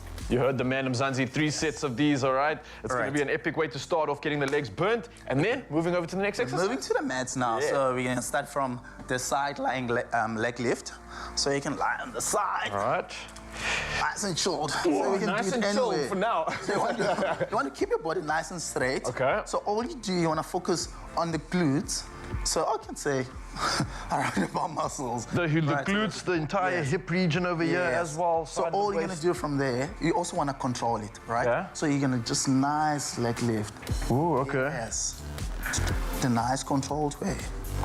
Now, I must just say, Masi, this is an epic exercise for me, I think, for runners and everyone in general. Yes. Why, for me, why it's so important is starting to hit that glute med. Yes. Which is such an isolating muscle, but also something that gets neglected quite a bit. Yes, Runners don't use it a lot. We often misconceiving it using our hips and everything else. Yes. So it's brilliant that we're actually focusing and targeting on such an important muscle, man. I love this one. Yes. Whoa, and it's starting to burn. Yes. So we keep it under the same repetitions. Yeah. Between 10 to 15. Okay. All right. Same 2 to 3 sets. And a nice control. That's Yes. not going too fast either on this one. Yes, because you want to target those muscle groups. Yeah. Oh, mine is burning, man. Yes, I can feel it too. All right. Meanwhile, we're still on the same position. Yeah. You just want to change it now. Okay. So you want to change the position, right? So you want to keep those arms there. So now we're kind of like focusing on the shoulders and the scapula. So same movement. Okay. So what we're going to do, please support that head because your neck will start getting sore. All right, so all you want to do is to control it nice. Nice movement. Nice, Sometimes if you have your towel, you can just keep the towel there. Just want to control that. Brilliant, brilliant, brilliant, man. This is something essential as well. You're coming through with some bangers here this morning. Working the rotator cuffs here and the shoulders. This is great for preventing injury. This is great for athletes at the same time and also increases your range under tension. Yes. Masi, I'm impressed, man. We're doing some proper work this morning. There we go. And I love the fact that also everybody's so confused with thinking that you just need to do these big movements, big exercises to get strong. That's but not about these that. are the essentials, man. The glute med that we're hitting, this rotator cuff, the sit and stand, essential workouts that kind of build a solid base, yeah? There we go. That's why you go with injuries. All right. And a last solid one. burn too. There we go. One more. Oh, yes, I can feel Feeling it. Yes. Oh, man. Spanning. Got one more before we finish. Got the bands out So the here. last one. Yeah. Now you want to focus on your back. You know, most of the people now we work from homes and we always sit on the desk most of the days, or some guys are standing, but you know, as they're walking like this around the offices. But you want to focus on that. So we're trying to keep those scapulas or the shoulder blades set, you know. So you want to squeeze, so that's all we're focusing on the back, right? You want to squeeze it all the time so that we can keep that upright posture. I can see it from you, you know. You're just standing, but you're like, you know. Be a superhero, not a villain. I like those that. bodyguard for presidents, you know. That's what they focus on. All right, so let's turn us into security guards, bodyguards, VIP service. Yes. So you want to twist it. Twisting it, okay. All right. So all you want to focus on is to squeeze. So you want to squeeze. Oh, yeah. Yes. Immediately feeling a good sensation down my back there, posterior chain coming through. And then am I trying to squeeze the scaps backwards or together? Together. Together, all right. Squeezing it together. You want to keep it like that. You straight nice and back, you know, chest out. You want to engage your core as well at the same time. There we go. Feel it. Beautiful stuff. Masi in the There we building go. coming through in an exceptional workout. Full body stuff, but at the same time, essential components to getting your entire body fighting against gravity, fighting against all the challenges that come your way, fighting against Wednesday, and of course, getting us into the spirit that we need, man. That was absolutely exceptional. Thank you so much, stuff. Sanj, as well. Prime movements, get involved, 3 sets of each, and I hope you enjoyed this one. Nice, man. Simple as CBD should be.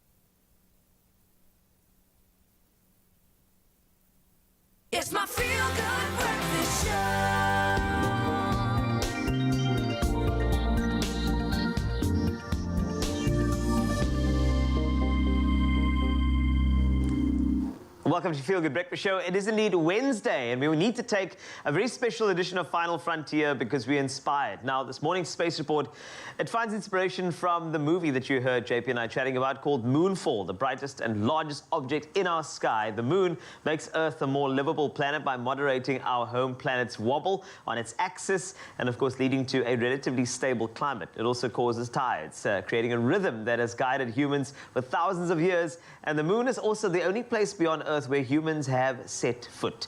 Science engagement astronomer and somebody who's always out of this world, Dr. Daniel Culinary, joins us via Zoom to discuss the role of the moon and how it affects the Earth. Dr. Daniel Culinary, an absolute pleasure to chat to you again. How are you feeling? Good, thanks. Good to be back. Nice to see you again. Great. So, let's start off with the movie Moonfall. Is that at all possible? Can the moon career into us and cause mass damage? Just thought I'd ask. Well, I mean, I just watched the trailer, I think, as have you. I think there's going to be some questionable physics in that movie. I don't have time to go into it already, but I think that, well, and then, of course, there's this weird other thing going on, whether like it's sentient life or something. Yeah, that. So I'm pretty sure that isn't physical. But, you know, in terms of the moon itself, getting it out of its orbit would be very, very difficult. You're going to require a massive force. Technically, it's possible, but you're going to need something of a similar size to come in and knock the moon out of its orbit. If that were to happen, I think that, you know, the moon might be the least of our problems. I think that the debris from that sort of collision would rain down on Earth and cause like no end of havoc. So, I mean, I think that, as you said, the moon is very valuable to us. It has been for the entire evolution of the Earth. The tides and the influence of the moon has been a very stabilizing force and no doubt contributed to the evolution of life on Earth. Losing it would be a real shame. Yeah, very true. You know, I don't know, but then again, if you have companies like SpaceX, they'd probably create a new moon and then it'll be commercialized. Next thing you know, there'll be like another pod in the sky that people obviously try to colonize. You know how we are. We're humans. So let's take a quicker zone into the moon. In fact, a little bit more focused approach. We know the moon helps contribute to a stable climate here on Earth and causes tides. But how exactly does it do that? There's a body in the sky that has some sort of control over our mass of water. It seems physically impossible. Well, it's just gravity, right? So everything that has mass has gravity. You have mass and you have gravity. It's very small. You know, you are attracted to the chair you're sitting on, and but the Earth obviously has a lot of gravity, and it's doing most of the heavy lifting here, and it'll be pulling you down. The moon has less gravity than Earth, but that's just because it's less massive. So that's why you see the astronauts able to jump a little bit higher.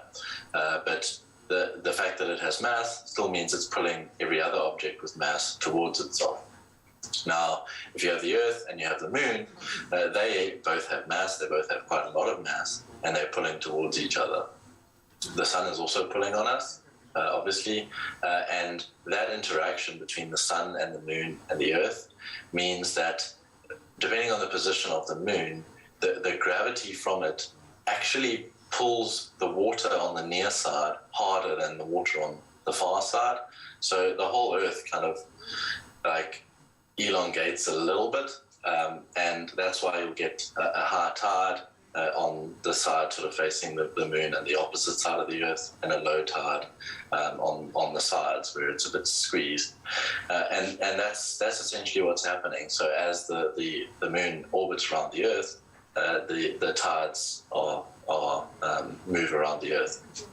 That is probably the best explanation ever. I know some people have tried to give you a scientific explanation, but that was just, it's pure explanation. I love it.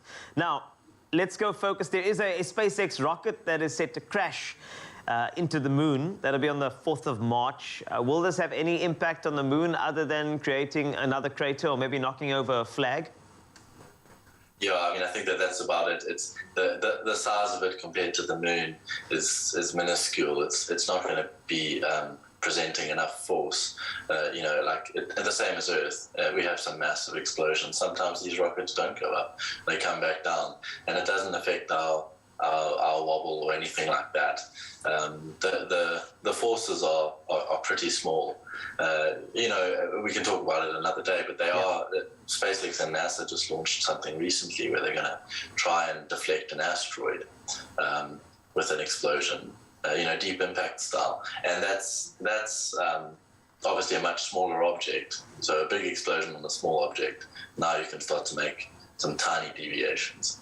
But to knock knock the moon out of orbit, you're not going to be able to do it with a rocket. Just a very, very quick one, maybe a point form response to this, Dr. Daniel Kahnemer, before we let you go. But if the moon were to suddenly disappear, what would that look like on Earth? Well, it would look like nothing because it won't be there. But is that my point? No, I'll have another one. So I think that obviously losing the tides and losing that stability, as you mentioned right at the beginning, the seasonal stability, having summer, winter, summer, winter, summer, winter for hundreds of thousands or millions of years has allowed the sort of cycles of life to ebb and flow. And the moon orbiting around us does stabilize that. Without it, our wobble would accentuate. And, if you think climate change is a problem, and it is a problem, this would be a much more drastic weather systems. Dr. Daniel Kahnemer, thank you so much once again for enlightening us, giving us a bit more clarity on not only a movie by Roland Emmerich, Moonfall, but the moon itself and its importance. We appreciate you always on your Feel Good Breakfast show, and we look forward to having you back very, very soon, provided the skies stay stable. But for now, I can tell you there's more entertainment right here on your Feel Good Breakfast show. Just take a look at Tabiso's amazing face, he'll tell you. Well, thank you, Dr. David Kahneman. Thank you, Carl Westy. Well, they say that you should always shoot for the moon so that you can fall amongst the stars. And in the narrative of the new science fiction disaster film Moonfall, however, missing the moon means that it's headed straight on a collision course to our precious planet Earth. What happens then? Making the stakes and the environment of this film feel real was very important for German master of disaster director Roland and his cast, led by Academy Award-winning actress Halle Berry. Let's hear the cast and the crew break down how they brought the space of NASA to life. Check this out.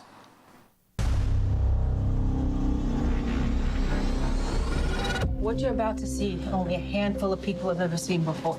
I was 12 or 13. I remember our dad waked us up and said, now a man is in the moon. And that was really, really exciting. The Eagle has landed. Folks at NASA have been just fantastic.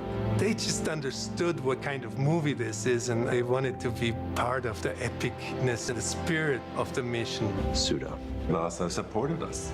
We had a lot of space scenes, and we even had like an astronaut on the set. We had a couple of questions. How could you take a shuttle out of the museum and make it work? Whatever you do, you want to do it as correctly as possible. Even it's a fantastic movie, or even it's like kind of the moon is not what we think it is, it's very important that you at least go by the rules. Go for ignition.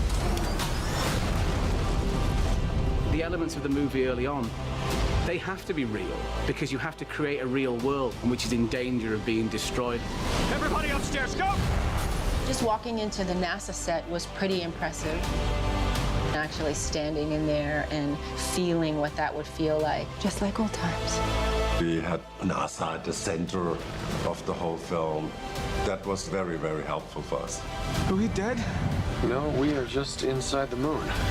That might be the greatest sentence anyone's ever said. Wow, that is lank impressive. Lank, bro. Really lank. No, either way, I think it's like, one small step for Roland Emmerich, one giant leap for movies you don't need to think about. But the thing is, you really can go on a mission into space and hurtle into this new sci-fi disaster film. It's called Moonfall. It releases in cinemas nationwide this Friday, February the 4th. Go check it out. Let us know what you thought of it. Lank, bro. Lank, bro. Lank.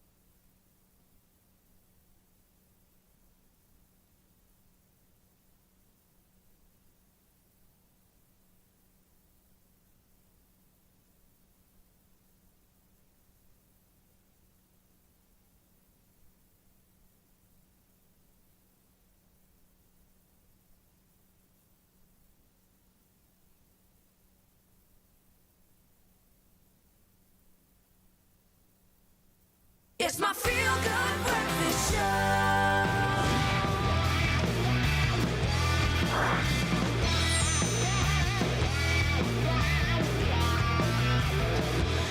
It's your Feel Good Breakfast Show. We're back and chatting movies, and this is Expresso on S3. Now, we chatted about Moonfall at length, and we've given it its chance. It's time to check out some new movies coming out very, very soon, and some of the trailers that have been dropped recently. JB Sebastian. Yes, hello. The Fallout. Wow, my whole accent even changed after Moonfall was for my Beavis and Butthead phase. Which, no, look, I keep bragging on that movie, but I've got to tell everyone I'm excited. So no, I'm too. Like you said, talk about the stuff that's brand new in terms of trailers. Some of them don't have dates yet for releases in South Africa. One of them does, which you do want to rush to, but later. Yes, I do. First, however. Okay. Fallout. Yes, The Fallout is something that's getting rave reviews from critics, and it looks like a great start for many young actors and actresses. So I think Megan Parker, is the director. No, first-time director, Meg Parker. Megan Park. Oh, Park. I was thinking of my own cousin there. Sorry, Megan Parker. The Fallout is... There have been a lot of these movies, whether it's like The Fault in Our Stars, whether it's Me, Earl, and the Dying Girl, et cetera, where someone is whether sick or going through some sort of trauma, but then they jam into that, the teenage love triangle kind of stuff too. And that's fine, and teens deserve their little romances and stuff. But they usually sideline the trauma. In this, the trauma is front and center. These two characters are victims of a school shooting. Yeah. And you have to say that. Like, a victim isn't just the person who passed away on the day. Like, there's a whole lot of stuff that we ask people to push down and recess. It's like, oh, the pain is gone now. Move on back to normal school life. But trauma sticks. And I think a lot of South African, especially kids these days, do know that, whether it's with crime or any other, horrible kind of thing you have to go through. So this looks like this beautiful sort of relationship built. You could say romantic in terms of humans being romantically involved in caring for each other's humanity. So a team sense, and I think that kids really deserve this kind of thing. Like I said, already getting rave reviews from critics. No date for it in SA just yet, but The Fallout really looks like pretty touching, quite thoughtful stuff, which gives a lot more credit by the looks of things to younger minds. It's not just, make everything Twilight. No, they got brains and hearts too, and we need to care for those, and Fallout is fully centered on that feeling. I think that's beautiful. And we got another movie called Sundown. Yes, for the Mamelodi fans. Sundown. No, calm down, everyone. It's not a I mean, one of these powerful actors, Tim Roth. I love Tim Roth. Oh, do you remember why you mentioned him in the response to soccer? Oh my goodness, he played Sepp Blatter in the Sepp Blatter biopic, which was so. And that's why I made the connection. I remember. I can't say much about that, bad. But it was. Thank you for saying it. But like terrible. you say, no, Tim Roth is such a good actor. Otherwise, why was he tortured into playing the Sepp Blatter movie? Ugh. That's an abomunation. Another character of his. Truly, what? Oh, okay. In the Marvel Cinematic Universe. There we go. Sorry, my old man streak showing. Sundown, however, is one of these slow burn type things. After Moonfall seems appropriate. And he is this rich dude who's lazing it out on a... It wasn't that good. It was so Calm good. down. It was so good. Okay, continue. On a Mexican beach, and there are all these juxtapositions of this guy who looks like he's having a good time, staring wistfully at fish who are suffocating clearly on the open, fresh air of what should be a holiday vacation. This is a mysterious guy. Critics are saying every audience member will make up their own mind about how it ends, how it unravels. It's one of these strange mystery type things. And the trailer really doesn't tell you much at all, but it's a great actor. Charlotte Gainsbourg is a great actress. I feel like we should move on, however, because our producer's telling us she's threatening to drop the... because JP talks so much, but you really want to get to the next one. I do, but this also looks very, very good. I'm a big fan of Tim Roth. Intriguing, tense, I think it's no great. date in essay just yet, but however, please us. On the 18th of Feb, Uncharted drops a film adaptation to a hit game with Tom Holland. Then you just tell me whether you're excited or not, or whether you're worried about video game movies. I am worried about video game movies. I'm not going to lie to you. I think there's a lot more creativity that we can add to Hollywood, and I think that sometimes the creativity leans too much on comic books and games. However, it's a good watch sometimes. You just need to see these movies. Hopefully the set pieces that you'll see in the trailer, if you do get a chance to watch it, will tickle you enough. But like I said, 18th of February is when that comes out. Tom Holland, Mark Wahlberg, who was supposed to be the Sully character back in 2010, but this movie's gone through so many rejigs, reworks, rewrites. It was like 6 different directors, 4 different writers, but we'll see if it puts in the work in the 18th of Feb. Indeed. Uncharted territory covered by JP Sebastian. So if you want to go check out those movies, please feel free. You've got a couple of cool ones. You've got Sundown that's in there as well. You've got Uncharted. And, of course, you have the movie called Fallout. That's all available to you very, very soon in South Africa. And once again, thanks to JP Sebastian for giving us the lowdown on all these movies. Have an amazing, incredible morning and enjoy the movies. All right, while you enjoy the movies, let's take you on a bit of a trip. Do you feel like going to Italy? Yes, do you? Yes, yes, I know you do. Because if you feel like Italy, then you feel like Italian flavor. And Chef Clem is here in the kitchen to show us how to whip up the easiest spaghetti bolognese and chicken lasagna. Woo, Chef Clem. You know what I'm done with? Classics, right? Yeah? It's the classics. Yeah. I'm done with all. Well, what do you mean, done with all? I mean, the options. We all like options. Yeah. I don't want to know bolognese or lasagna. What do you want to know? I want and. Okay? At the same time? I want... Don't lie. Why not? Stay here. What? You know? Stay with me. So here's Stay the thing. with me. If you're in that and mentality for the new year, Woolies have 2 promos. Okay. The bolognese and the lasagna, and it's part of the eating special. Please all right? get out of here. So that's what we're doing 2022. We're doing and. We don't want to hear all. Get out. Go to Woolies right now, after the show. Because that bolognese eat in for under 180 Rand, save up to 30 Rand when you buy the full meal. It's a deal. And here's another deal. Chicken lasagna, eat in for under 240 Rand. You save up to 42 Rand when you buy the full meal. This offer is valid. It's a real offer, and it's valid from the 24th of Jan. That's done until the 6th of Feb. You've got some time, 2022. Lean beef mince also in the mix. You are set with Woolies. I love this. But then, of course, once you buy all of these goodies, you kind of have to know how to really make them happen, make them come to life. How do we do that? That's the easiest part. Okay. Let me show you. So you're going to get... Let's talk about the bolognese combination. So you're going to get your mince, your spaghetti, your pasta sauce, and your parmesan, okay? All right. This is how you put dinner on the table in record time. 15 minutes, done. I want to see that. So go. First things first, we're going to do our mince. Get that into a pan. You're going to start browning that off, okay? Depending how many people you're cooking for, I like the fact that it's the bigger pack of mince because you've got extras for like whatever you want to do with it later. I like that, but I think, you know, you've said this lots of times, that mince is one of those that you really can stretch for a really long time. You can make so much of it. You can get it in big quantities. So much. Keep it in the fridge for such a long time. It goes and goes and goes. It's the gift that keeps on giving. It is so versatile. It literally is so much bang for your buck. It's amazing. It's amazing. So, okay, mince is in. Make sure you get a nice heat on that one. Make sure you got a nice heat on that one. Correct. You want to use a nice bit of sizzle, okay? So my pan's a little cooler what it needs to be, which is also perfectly fine. It's going to come up to temperature. Once you get the mince in there, okay, get a little bit of color on your mince, then add a bit of salt. How do you get some color onto your mince? Do you get the color just purely on the fact that you're heating it up already in the pan, or are you adding anything to it to get that lovely sort of like dark brown umami look? So what I do is I preheat my pan, okay? Not this morning, but preheat your pan, that's the first important thing. Then what I do is add oil to the pan, let that oil start dancing a little bit. You want to see it shimmer and moving, okay? All right, That's when you add your mince. And it's treat mince like the beef that it is. So once it goes into the pan, walk away. Walk away, right? Leave it for a few minutes. Let it start browning and forming that crust at the bottom. All right. Once it forms that crust, you start turning it then, okay? And what happens is when you form that crust, you get more intense flavor out of the beef. You actually get that beefy flavor coming through. I like that. Okay, so it's not complicated at all. It's not complicated. It's all about just making sure that it gets the right amount of heat and that you're flipping that over and making sure that all sides are covered in that regard. I love that. So at home, when you're doing this, okay, I'm fast forwarding now. Once you get color on your mince, that's when you add your salt. Because... Why only then? I mean, I would imagine that you want to add the salt before you get the color, but you're about to teach us some new things here. You got something behind that rationale. It makes it easier to brown your mince when you add the salt a little bit later. When you add the salt to it in the beginning, you draw out the moisture. So what happens is the mince is now fighting the moisture that you pulled out of it. It's steaming and it's trying to fry. So don't do that. Add your salt disaster. Okay. Disaster, it's a minor little thing, but it makes a huge difference in the flavor. So we want to add the salt in afterwards. Then, pasta sauce. I don't want anybody chopping onions, chopping garlic, No. Okay? It's already kind of done. It's already done. So, actually, not this one. Let's go for this one. All right? What you're going to do is you're going to get your sauce into the pan. It'll all cook together, and you're done. Cook your pasta.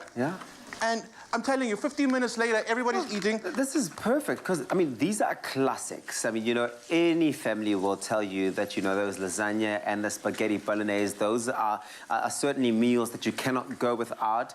But the fact that you can do them in such a quick time and still get the right kind of flavors and the right kind of textures and taste going, I love that about this recipe. I love this recipe as well. It's so simple in the ingredients. They just cupboard-friendly ingredients that you can use for so many things. The next one I'm going to do very, very quickly, right? We're doing a chicken lasagna, a bit different. You can use the mince if you wanted to, but I like the idea of switching up a lasagna, making it a little different. Because we want and. Because it's all about the and, okay?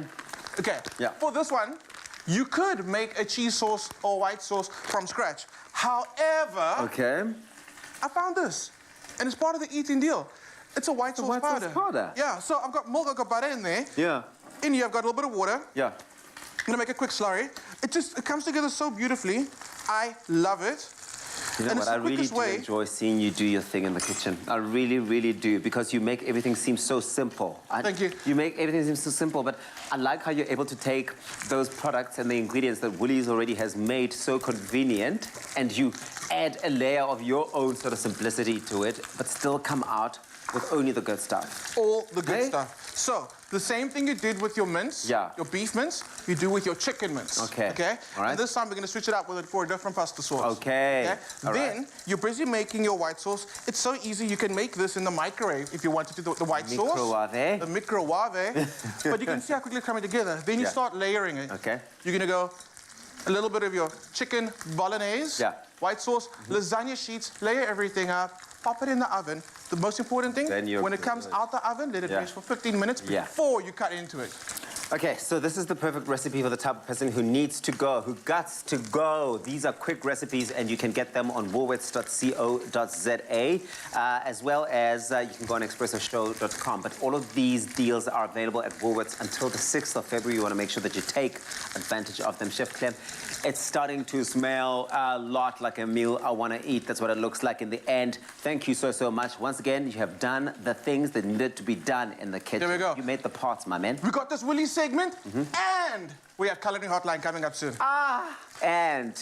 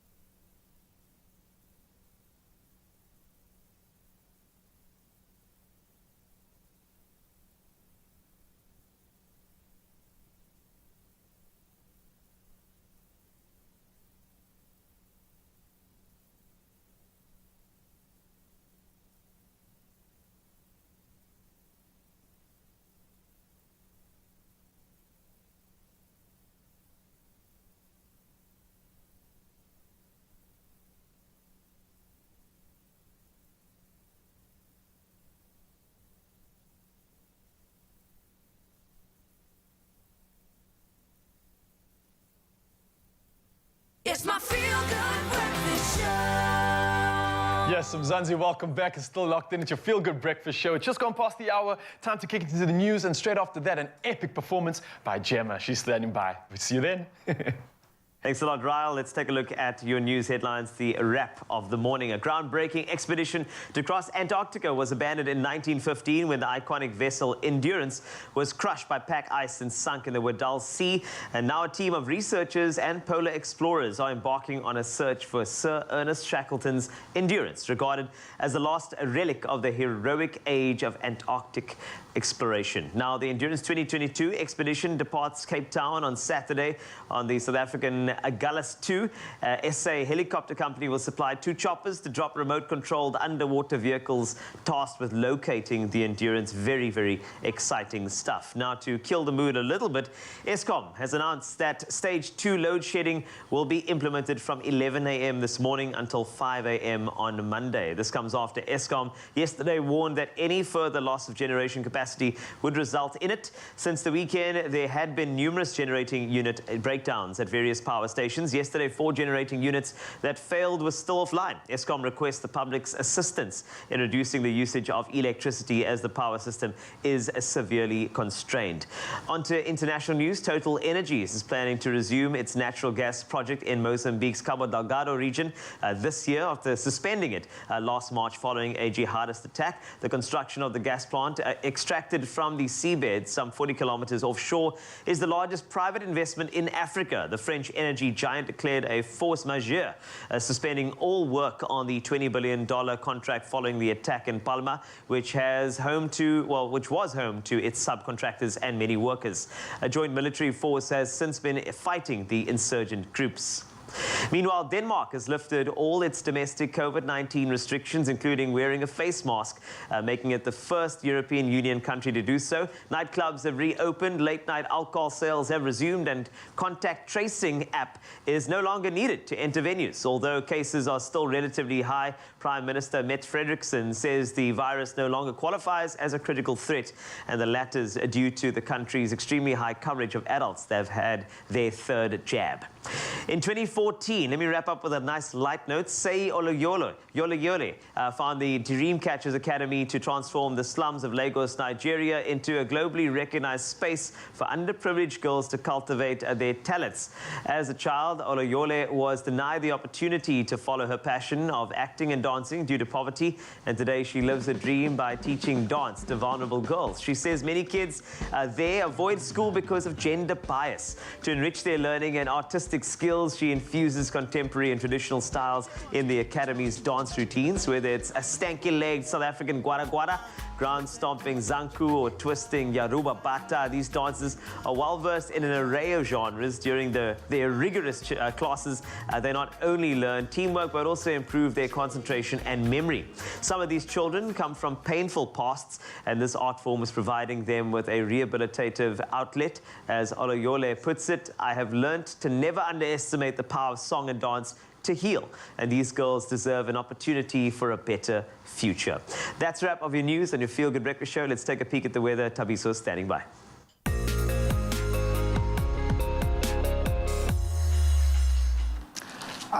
Ole, ole, ole, ole, yeah. Thank you very much, Carl. We take a final look at the weather. The Western Cape residents that enjoy some respite from the heat wave today. Yes, thank you, Lord. This, as the South African Weather Service says, that a cold front is expected to move in on the western parts of the province by tomorrow. But the cooler conditions can also result in rain, which will help to lower the mercury somewhat. And in some regions, such as the Swartland, the Cape Town Metro, and the western parts of the Cape Winelands district, as well as Overberg, the Karoo, and the Little Karoo, temperatures have regularly reached 40 degrees in recent days. It really has been so hot, unbearable, and with the mercury even rising to 45 degrees Celsius in certain parts of the Western Cape on Saturday. Now, residents either flocked to beaches or cooled off in their pools. A resident of Kamaki was compelled to give up her pool to a couple of hairy guests who had also found the heat just a bit too much and decided to have a bit of a dip. And we move from that, of course, and understand that temperatures may be a little bit lower in the mother city today, but our viewers who have captured their sunrise pictures have brought their own heat with these great shots shared on the Expresso Facebook page. Johan Bart from Wilderness captured this view absolutely perfectly, showing off the reflection of the sky in a body of water as the sun peeks up over the hill. Thanks, Johan. Avid photographer Louise G. Sherry shared yet another one of her fantastic shots from the south coast of Durban with this breathtaking shot overlooking the ocean and showing a sky filled with burnt hues. Love to see it. Mario Vet Timmer from Umtentweni in KZN kicked off our 7 o'clock update with this lovely silhouetted shot taken of the pastel-hued sky of soft pinks and yellows. How stunning. Last, certainly not least, Nancy Govender from Umkomas captured yet another fantastic photo showing off the beautiful transitions of color spread across the sky in her area. How beautiful. Love it. Thanks so much for those pictures. Let's do it bright and early again tomorrow morning. Take your sunrise pictures and share them with us on our Facebook page. Tag us and use that hashtag Expresso Show. Now, a final look at the temperatures. Sun and clouds for you out in Polokwane today. 18 is your low, reaching a high of 31. If you're out in Mbombela, sun and clouds, 20, that's your low, reaching a high of 32. The capital city, Pretoria, 20, that's your minimum, reaching a maximum of 30. Johannesburg, sun and clouds, 18 and 28. Mahikeng, 19 and 31, with Klerksdorp at 25% chance of rain, 18 peaking at 32. Kimberley, sun and clouds, 19 reaching a high of 32. Bloemfontein starts off at 17 today, reaching a high of 30. With Richards Bay coming in at 24 minimum, reaching a maximum of 35. At sunny out in Pietermaritzburg, you start off at 21, you will peak at 36. Durban, sunny times for you today, 24 and 33. Your temperatures, Mthatha, 20, that's your minimum, reaching a high of 34 degrees. East London, 22 and 33, with some thunder showers expected out in Craddock today, 20, reaching a high of 32. If you're out in Gqeberha, thunder showers, 60% at that, 20 reaching a high of 31, with some thunder showers for George as well. 18 is your low, reaching a high of 29. The mother city, rainy times out in Cape Town, a break from the heat, 18 reaching a high of 22, with Woester coming in at 16 and peaking at 32. Sutherland, 10 and 23. Uppington, some thunder showers for you today. Also a break from the scorching heat you've been enjoying. 20, that's your low, reaching a high of 29. And that's where we leave it for this morning. Here's some jams.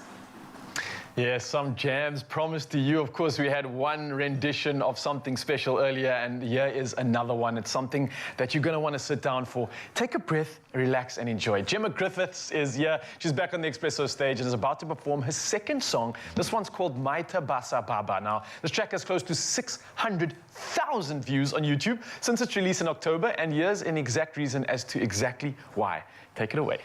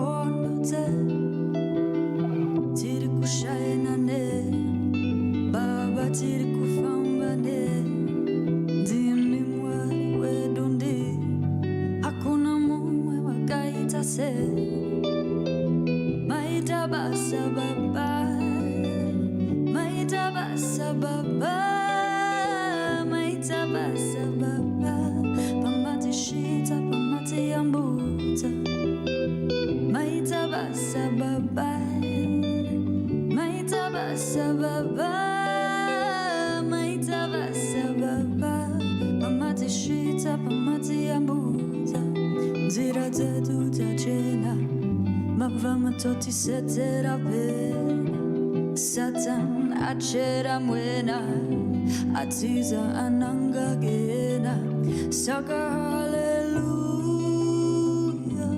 hallelujah hallelujah tiamo convorero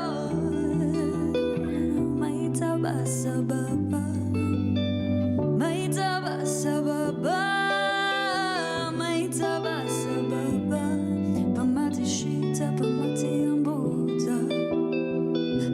Basa baba, maita basa baba, maita basa baba, pamati shita, pamati ambuta.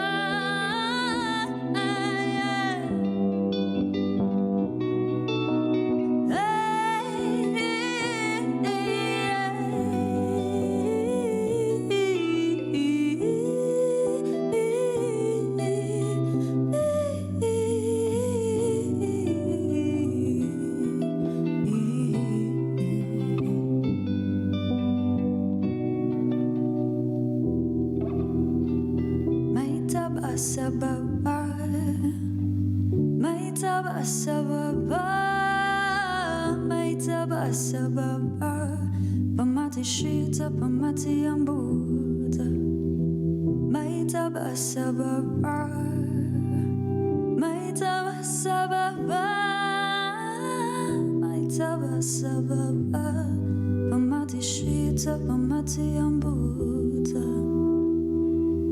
Davey, come on. Yes. Wow, wow, wow. Jim McGriffiths in the building. That is how you set the mood. It's classy, it's sensual, it gives you all the right feelings, and we've got one more performance coming at you in just a bit. Don't go anywhere. Magic stuff, man.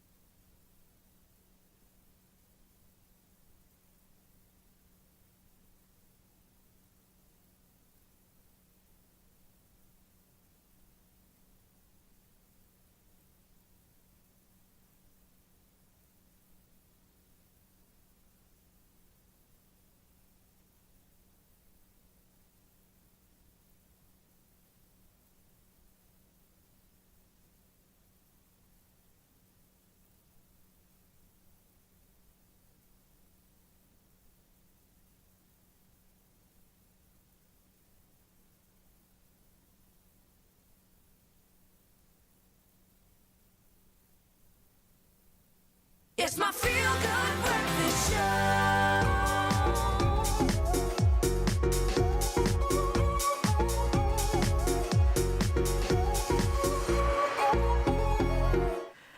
Welcome back to another installment on your feel-good breakfast show of the Culinary Hotline Bling!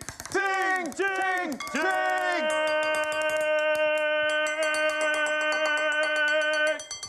Thank you.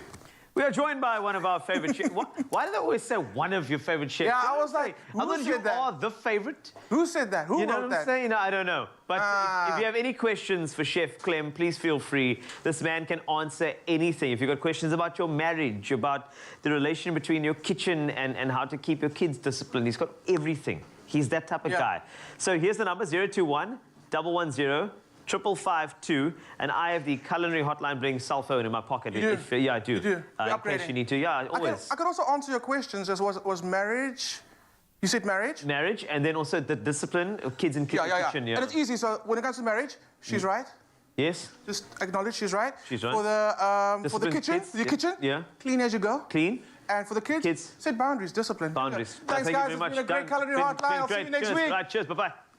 No, okay, no, it's not that. No, stay there. Right, we are excited to have one of our viewers join us. Now, this is an individual we've been waiting for a very long time, and I want to make sure that she is welcomed. So please welcome her, the legend. She is here from Durbanville. It's Linda! Thank you very much. Thank you very much. Hi, Linda. Hi. Linda! That's Linda. It's Linda's first time, but it feels like Linda's been here before. Linda, I feel like I know Linda. You know? From Durbanville. Yeah. From around the corner. Morning. Back there somewhere. We're really happy to have you. You obviously get to go home with this amazing one-of-a-kind, one of three, one-of-a-kind espresso aprons. Carl, I'm gonna... Yes, please do it. Okay, we need to do it. Right. Linda, we now dub the Culinary Hotline Bling Madam. Congratulations. It is all yours. Now, Linda, I know you got some questions, and the thing is, it was such an important question, you wanted to do it in person, which is great. So what is your conundrum, and how can we help you? I'm struggling with my dumpling batter, the dough. Yes. The dough. How to... Mine just doesn't stay together. Yeah. It's just wrong. Okay, well, number one, I would answer like the first thing, right? It is just the beginning of Feb, and we are struggling with dough. Right. Anyway. Right. This year. So this is a good way... Which makes sense. To get you that dough. Make the dough yourself. Actually, Linda's an entrepreneur. She makes her own dough. Yeah. And she also makes her own wonton dough, which I appreciate because it's a labor of love. But if you want to get it right, there are a few simple steps to actually get it right. Let's so do just it. get straight into it. Yeah. Flour and water. It's all you need. It's all you need. But what you want to do is you actually want to warm your water up a little more than lukewarm. So what is that? Like, you know, it's like Patrick warm. Is it Patrick? Not Luke, Patrick, yeah. Tepid is like still Yes. Luke-ish. Yes. Patrick warm. Patrick warm. Patrick warm. That's Okay, correct. cool. So get your water Patrick warm and you're going to add it to your flour. You want to massage it in there and start working it. So I think I'm going to need a little bit more water, but I'm actually going to put you to work immediately if that's okay. I'm going to give you your silicone spatula. I'm going to add your water. You can start working it. Just kind of like folding it and mixing it into the flour. I'm going to get some extra water. And there's something that happens with the warm water, the way that it almost like cooks the flour and softens it. And what happens is, the more you work it, and you're going to have to work it because you've got two ingredients, you want to give the flour a chance to hydrate, and you'll see after it rests for about like 30 minutes, you get this beautiful, soft, pliable dough. Two ingredients that are going to become the vessel of the most amazing dumplings ever. So you're going to keep on working, keep on working. I'm going to swap with you, and then I'm going to give you this now. Okay. I'm going to keep on working on that dough. The magic of TV does that. Suddenly she's done that. Well done, Linda. Well done, Linda. Hey, that's great. So once you get your dough, you're going to rest it. The resting is very, very important because you're adding a dry ingredient to water, and you want to give that dry ingredient a chance to really absorb the water. During that stage, your dough will soften. Yeah. That's when it becomes pliable. That's when you can start working with it. So I honestly say rest it for like a minimum of half an hour. But 45 minutes to an hour for me is really good. Can I ask if it should be in the fridge or outside the fridge? On your countertop. So what I do is I take a big mixing bowl and I put a damp tablecloth, a whole tablecloth, over your bowl, which means you're not going to dry your dough out, which is a very important thing. You don't want to form that crust. If it dries out, you're going to get a crust. You don't want that. So on your counter, as close to room temperature as possible, don't leave it in the sun because it's going to start steaming and you don't want that to happen. But it doesn't need to go to the fridge at all. So once you get it out of your bowl, it's been resting now, you're going to need it again just to get everything redistributed. And you're going to, what I do is I do the donut method. So the donut method? What is the donut? The donut method. First things first, you want to get a nice, as close to a perfect circle as possible. So tiger claw. Tiger claw, there we go. Yeah. And what you do is you're going to get your claw over the ball. There's a little bit of pressure and you start working around. And it's going to start smoothing out all the edges. You're going to end up getting a perfect ball, okay? Nice round sphere. Poke a hole in the middle. You can poke your hole in the middle. And you're going to start working the whole, kind of like stretch it out, okay? Again, you're looking for a nice, like almost 4 centimeter donut that's been stretched out. And I start cutting the small pieces from there. Carl is like, what the? I'm trying to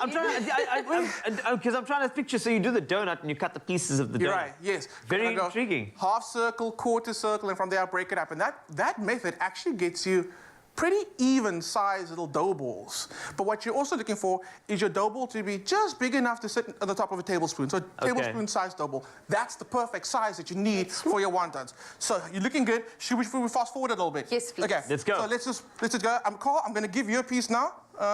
So I'm quite intrigued as to, okay, that's my piece over here. Thank you. Piece over there. Okay. So right. Get it on. I don't think you need flour at this point, okay? If your dough is really sticky. We are good, yeah? Then a little bit of flour is going to work. But I think you're good. So, first things first, you're going to help the dough along. I'm going to give you another ball. So you're going to get a nice little patty shape over there. Okay. Okay. I've got a little rolling pinachi at home. Yeah. Okay, it's a solid one. You don't want to use the big, massive rolling pin for this because you're working with a small piece of dough. You're going to end up just rolling your fingers. So this is like the biggest I'd go. Or you can get those proper little dials.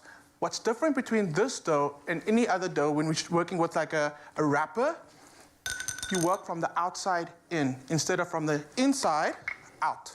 Aha. Okay? So you're going to work it. And as you go along, you see, without a lot of effort, you're beginning to get that shape. Plus, you've got a more of a solid base at the thicker base in the center, because that's going to be the part that makes contact directly with the heat, with the steam, with the pan, whatever you're using.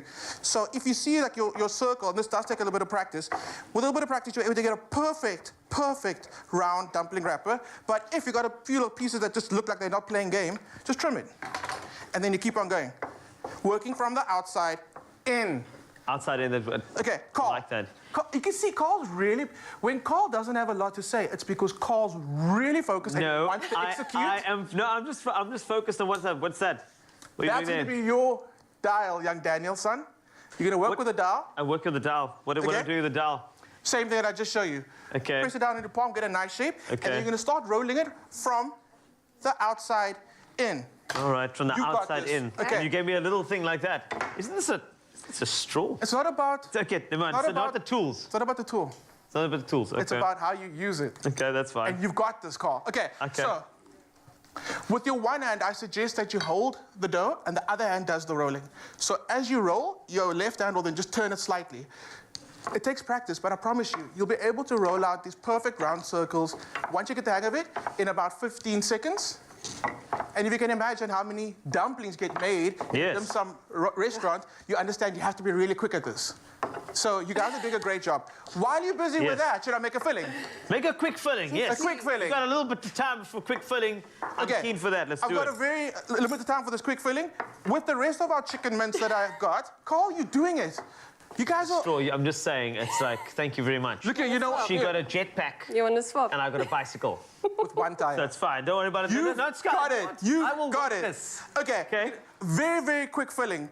Chicken mince. We're talking about mince today. We've got some leftover chicken mince. That's going to go in there. Spring onions, garlic, ginger, must, okay? Sesame seeds, toasted. There's just something, a different texture, different flavor you get from toasting your sesame seeds. So that's going to go in there. Sesame oil. A little bit goes a long way. Sesame oil is not the cheapest ingredient in your kitchen cupboard. But you must be careful with it, because if you spill it, your entire kitchen cupboard smells like sesame oil for weeks. For weeks. Yeah. 4 weeks. It's weeks. So that's the thing. It might not be the cheapest ingredient, but a little bit, and I mean like half a teaspoon, is the most you'll need for this type of filling. A little bit of salt, and you're gonna mix that together. If you're feeling fancy, a little bit of prawn, chicken and prawn, why not? That can be the filling. Give it a good mix. So what you're gonna do now is you're gonna let this chill for a few minutes while we're rolling out some more. Yes, we're gonna roll that, come back. chill that, and come back and do it. Fill it, steam it, fry it, cook it, dip it when we come back. Beautiful. I love that. If you want to get the recipe or any of the methodology that we use here today, if you want to know how to use a straw to roll out your dough as well, just go to expressoshow.com. We've got that all sorted for you right over there. So make sure you come back, because there's going to be more action from Chef Clem very, very soon.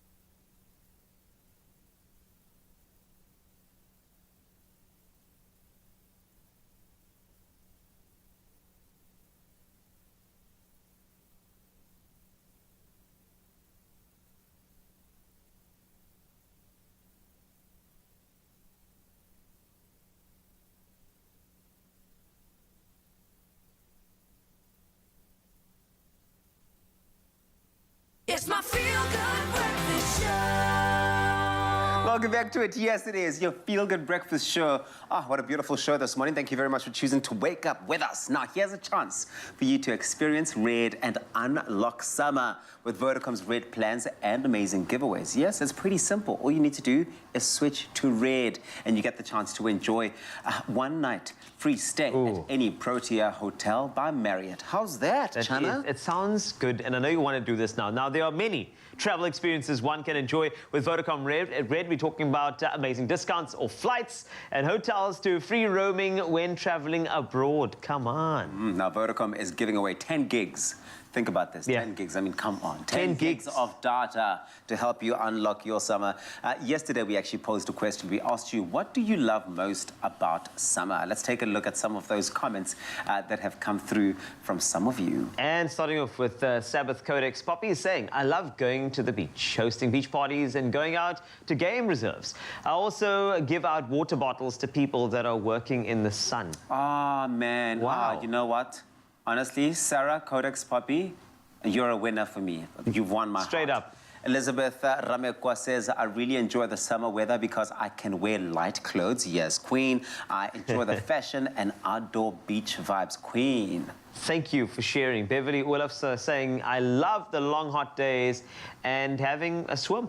Simple, easy, love it. Everybody likes to be in the water. I love that.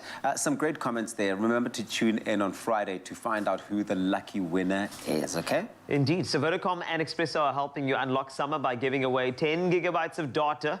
All you have to do is reply to the competition post on Facebook, Twitter, or Instagram and tell us what do you love most about summer.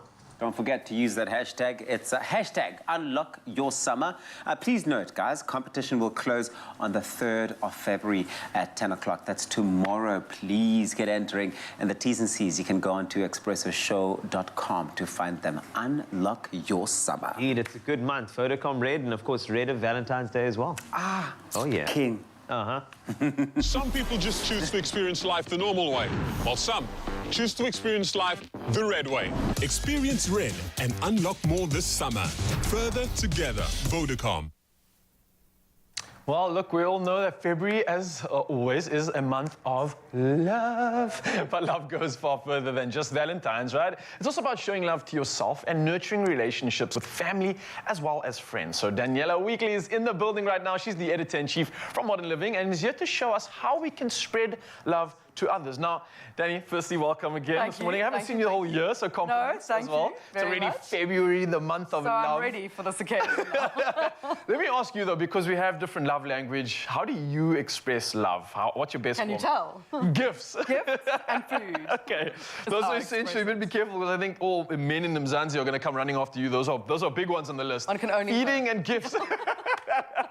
I love it, and I see you have a lot of that, and obviously with it being February, it's the month of love, it's an opportunity for us to express the love and share it, right? So how exactly would we go about doing that? I see we have all the gifts to go with it, so maybe you can take us through the options of spreading love for shared a lot of love this week. So the first thing, because I think we've had a bit of a time the last couple of years. We need a love pick-me-up for sure. Exactly. Yeah, definitely. We need a bit of a pick-me-up. So you can see that I have got gifts for everybody. Yes. Not just for your special someone. Okay. And I also don't think we need to restrict ourselves to the pressure of it just being the 14th of February this year. I reckon February, month take of the love. whole month. All right, so we're starting today. Exactly. I love it. Start today. So I've got friends like bestie gifts so that you can give something a treat. Okay. I've got dude gifts. I've got lady You know what gifts, I like I've about got this? kid gifts. I love the fact that you have all these options, not only because of the fact that it's Valentine's Day and like you said, we have to love others, but it's also good to have some self-love. A lot of us haven't chosen to just jump into a relationship and focused on ourselves instead, and that gives the opportunity to focus on loving our community, our support system, the ones that have gotten us in the space that we are in right now. So it doesn't have to be a loved one. I like how you say that. And like you mentioned, you have all these options. Let's talk it through. Okay, shall I just start on the list? Yes. Okay, so I love the idea of getting like bestie gifts. Yeah. Girls love buying each other gifts and I love getting gifts and I always run out of people to give candles to. Okay. So I've just got vases and flowers. I've got cute things that I thought would be great on like a little work from home desk because often, maybe because I miss my own work besties, but just to have a little something. So frames, beautiful room diffusers and mugs for like an early morning coffee. little candles and sleep. And practical too. It's not a gift that someone's going to be like, oh, thank you so much, and then they never use it again. And they're also not super expensive. So I think that's what I've tried to create with all of this, is if I'm telling you to buy gifts for the whole month of love, we haven't broken the bank. They're all small, cute little things. There's lots of chocolates, like even here with the guys' gifts. Yes, they're little chocolates and mugs. There's also like cool little boxes and socks and things that have all got hearts and lips and things. I'm actually just noticing this. I know, they're cute, aren't they? They've got a little heart on there too. Obviously, I couldn't resist having some biltong bellies. and a bit of a man knife in all of it. But there's lots of like little things, kitchen gadgets and stuff that you can just kind of roll up a pair of socks or a box and pop it in a mug with a chocky and like. And for gents as well, I mean, it's something that they can definitely use. I mean, how often, again, is it that a gent just puts it away in the cupboard and you never see it again? These are all practical. These are all functional. You don't really want a candle, maybe. It's like working on this. I love the scent of this candle. Brilliant stuff. Right. Nailed it. Nailed it. What else you got? Okay, so these are for ladies, but also basically for myself, if we're talking self-love. Yeah. Beautiful, like slippers, candles, same kind of vibe, but also gorgeous flowers. And I love the idea of just putting the flowers into a beautiful big vase and giving them like that. So the gift is actually the vase rather than the flowers themselves. Tell them a lazy gift wrapper.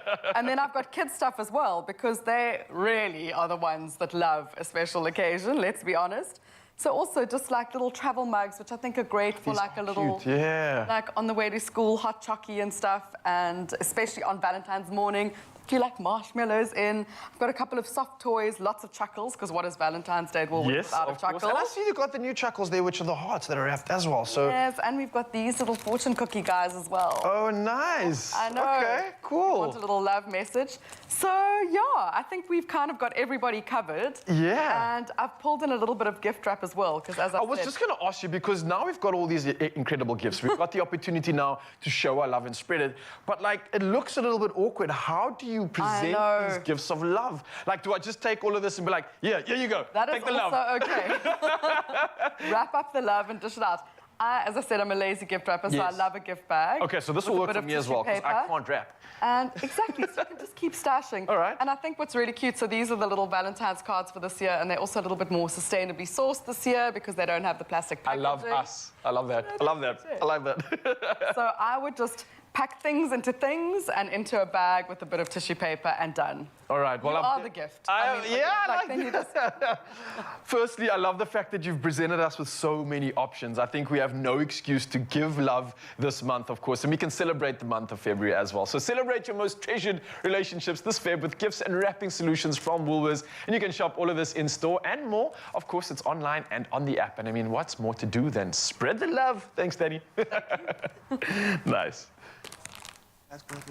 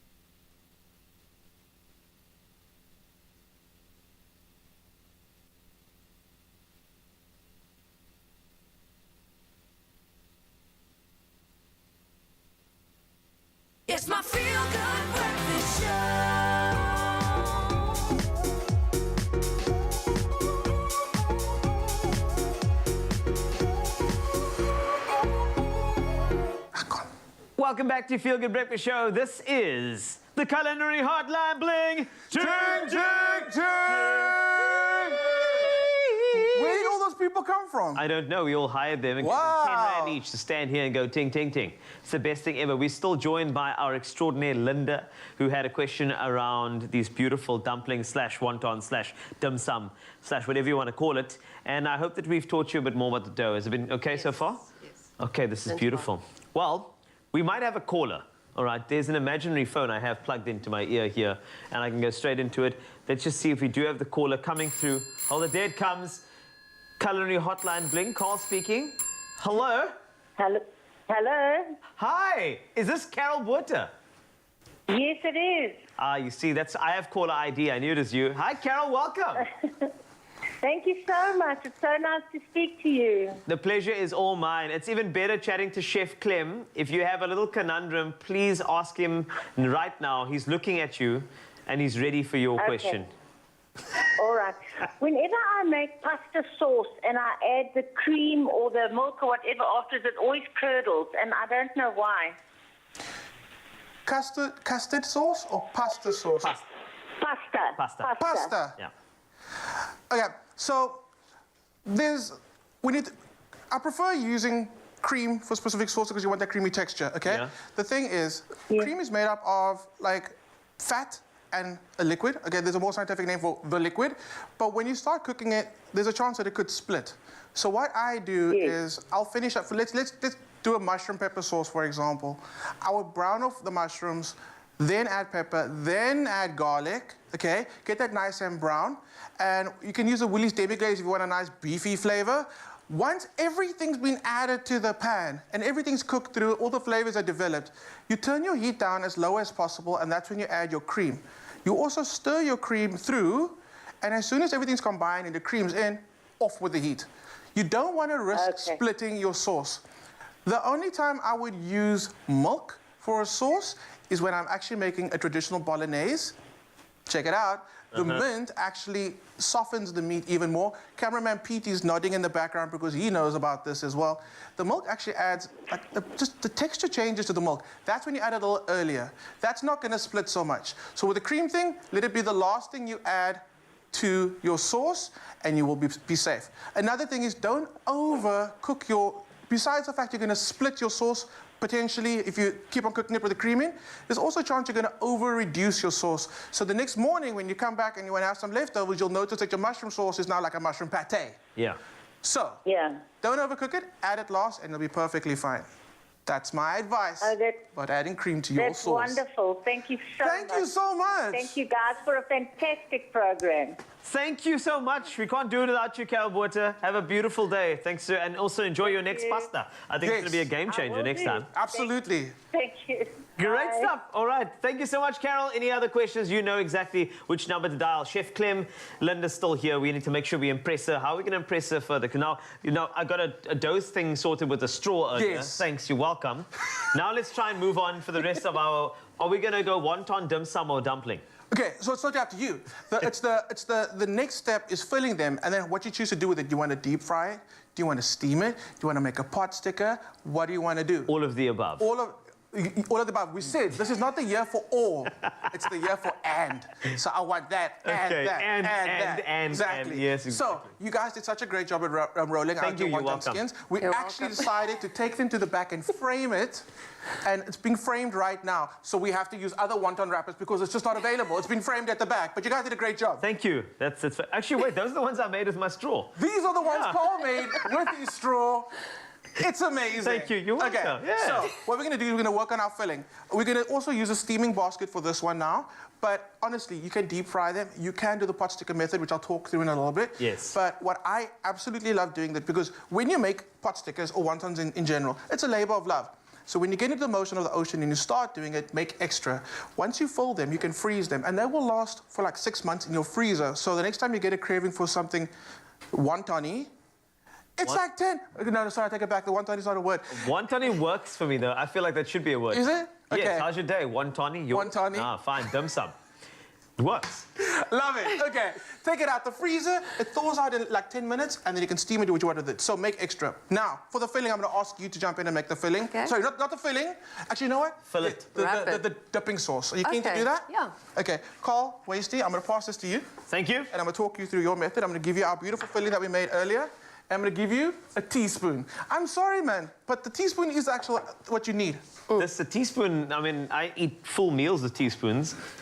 Every flavor it's just, you can taste a bit on a teaspoon. Okay, cool. So how are we going to do this? Right. So for the dipping sauce, we're going to go nice and simple. It's going to be soy sauce based. So your soy sauce goes in, and I've actually, this is quite important. Some people say they make a soy sauce based dipping sauce and it's too salty. What do they do? Yes.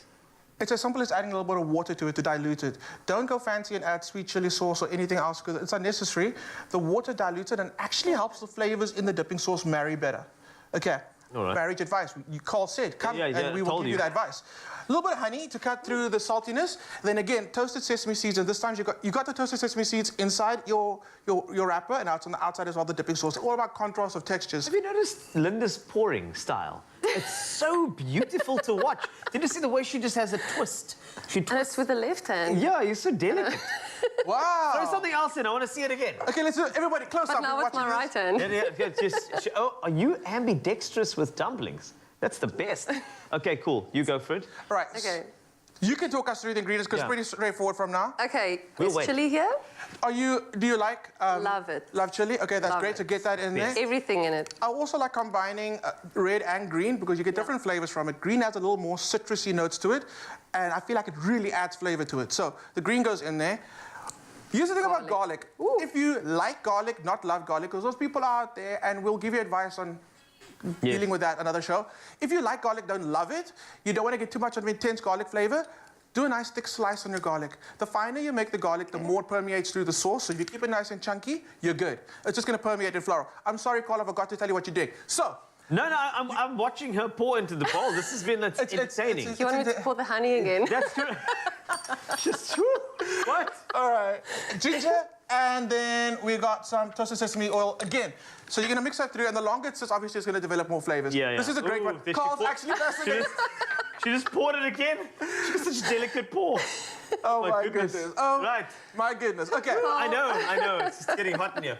Yes. Carl, you have got your filling in front of you. Can she not do the filling too? Yes, I know. Absolutely. Right, good idea. Both of you. You can divide. Okay. You can divide the wrappers between the two of you. Now we're putting you to work today. Yes. Okay. Also, if your filling is as good as your pouring, this is going to be a great show. Okay. The ratings have shot up. Through the roof. Woo! You can divide the wrappers between you and Carl. So these are store-bought wonton wrappers because there's another option. If you really feel like wontons, you want to get really immerse yourself in the experience, but you don't want to go through the process of making the wrappers yourself. This is a good solution. Wonton wrappers are so inexpensive and they've got so many uses. This is a really good way to use it. So, Carl, you can take a few of the squares. Of the squares. Are you sure? Because I actually want to watch Linda do this first. Okay, Linda, you're going to go first. This is going to be the best thing. Throwing me in the deep end. That's right. I know. I think this is about the experience. Sometimes people would sit back and watch Chef Clem or I do something. I want you to do this. Okay. This is great. Okay. So a little bit of the teaspoon. You already got like exactly what needs to happen. So you're going to hold your wrapper in your least dominant hand. I want to say that because equal rights for all hands. So, That's so woke of you. I'm also ambidextrous in the kitchen. That's the serious thing. I chop left hand, right hand. So to tell someone in your least dominant hand is like, huh? Okay. Yeah. But one of your hands is going to cradle the wonton wrapper. You're going to get a teaspoon. And you don't want to overstuff it, okay? You want to get a nice teaspoon of that mixture into the center of your wrapper. Okay. You can buy round wonton wrappers or you get the square, okay? Doesn't matter. It's still going to be perfectly good. A little bit of water. Use your finger a little dip, and just make sure you get around the ends of the wrapper. What that's going to do is act like a glue. Not a first rodeo. Not a first. I'm like, you can tell. Actually, look at that. I've practiced this, but like I said, my dough is not. But now, yeah, when I go home, I'll get my dough right. You'll get it right. Okay, cool. So what I'm going to jump in as well, so we can do one together. I'm used to the round ones, so and the round ones show me the square ones. The round ones also give you like a different bit of you can crimp them better, and you get a nice shape in it. So okay, so what we got is we got our filling inside our wrapper, a little bit of water on the end. That's going to be our glue. Linda knows what's up. You and then at this stage, if you're really good at it, when you get the hang of it, you can actually start crimping and folding inside your hand. what she's doing. Guys! I'm just saying, I don't know why we're showing her this part. I think the dough is enough, but if you want to go and check out any of the recipe items or the way we do wontons, you'll maybe singing it while you see the website, wonton, ta-ton, ton. Wow. You may want to read through and do it yourself at home and give it a shot. Linda, you've been incredible today. You're obviously showing up Chef Clay. Yes, there we go. Exactly. You will never get it that beautiful. I'm sorry, dude. So next week, the Culinary Hotline, when you join Carl and Linda in the kitchen, yes, please make sure to send all your questions through. Let us know on Facebook, and Linda will be here to answer all your questions. Exactly. Linda. So, can I ask you now exactly like you did it, because Carl's obsessed with the motion, but you got it. So what you're going to do is you're going to take your corners. Let's start with the top end over here so the camera can see. You guys can continue doing that, and we'll make sure that the entertainment continues in your Feel Good Breakfast show. Make sure you get the recipe, expressoshow.com. Linda, you're amazing. Thank you. It's Linda, everybody. Can we just give Linda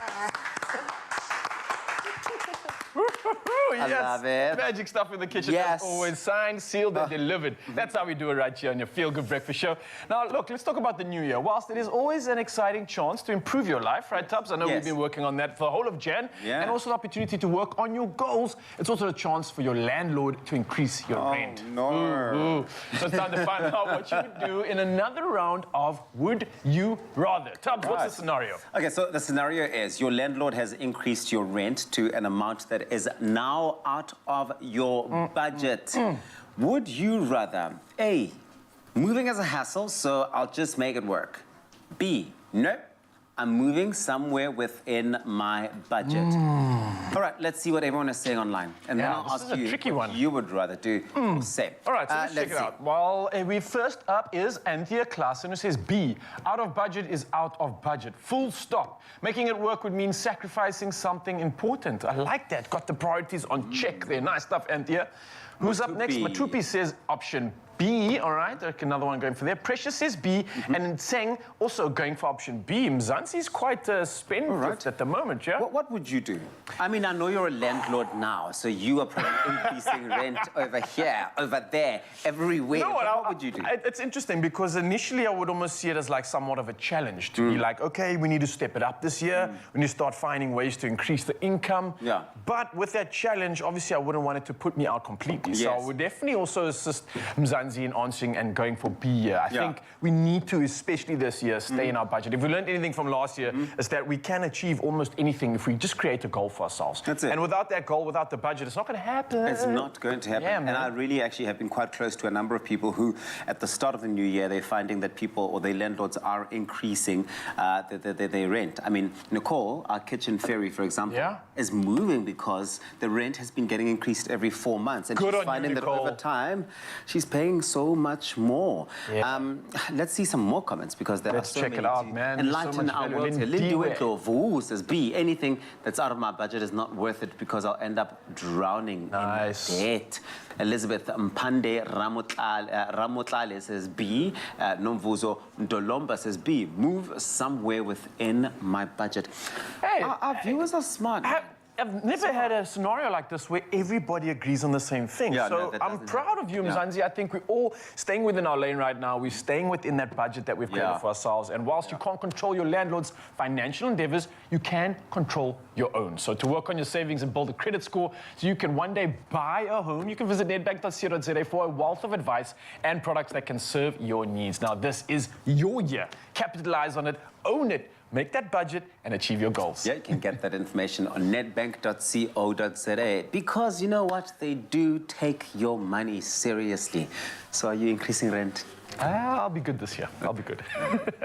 Always sleep on it before you buy it.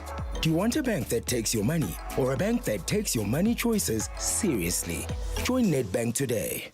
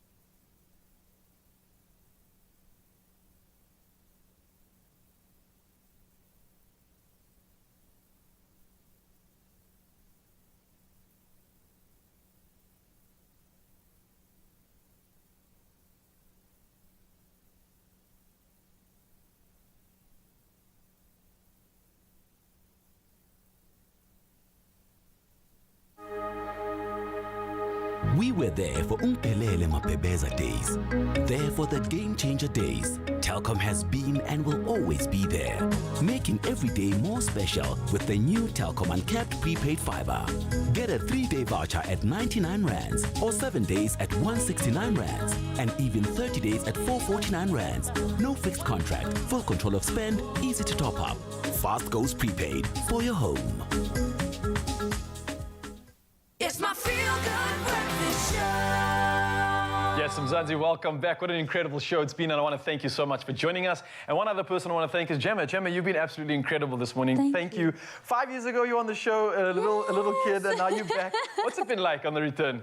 Amazing. You guys are so much fun. This is the best way to start my morning. Oh, but I think Mzansi agrees with you when they say this is the best way to start their morning. You've been absolutely incredible. And yeah, one more time, of course, Gemma Griffiths. She's about to perform a final song for the morning, and this one is sure to get moving. The coffee table, get it out the way, get dancing, because it's called Down. One last time, Gemma Griffiths, the stage is yours.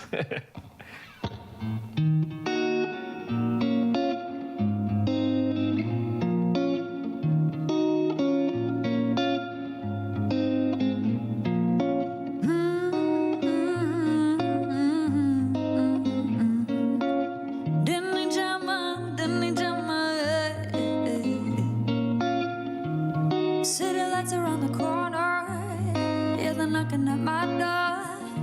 Wonder if you wanna call her, but I'm wondering no more. Ndakuona, wakamirira ini. Ndakuona, wakamira, babe. It's 3 a.m. There's 2 bodies. We got one more dance. That you yakuno, baby. It's 3 a.m. There's 2 bodies. We got one more dance. That's who we are gonna, baby. We go down to the floor, down to the floor. Got it Midday. We go down to the floor, down to the floor, down to the floor. Got it Midday. That's it down, down, down to the floor, down to the floor. Got it Midday. We go down to the floor, down to the floor, down to the floor. Got it Midday. That's it down, down, down, down, down, down, down, down, down, down, down. Who ya kuno, baby? Down, down, down, down, down, down, down, down, down, down. Who ya kuno, baby? City moving through my window. You're the feeling on my skin. Now the bass is in the window. I can't help but let you in. And this is cool, papano. Dici ricordaje pano. And this is cool, papano. I still wanna be here. It's 3 a.m. There's 2 bodies. We got one more dance. That's who we are gonna be. It's 3 a.m.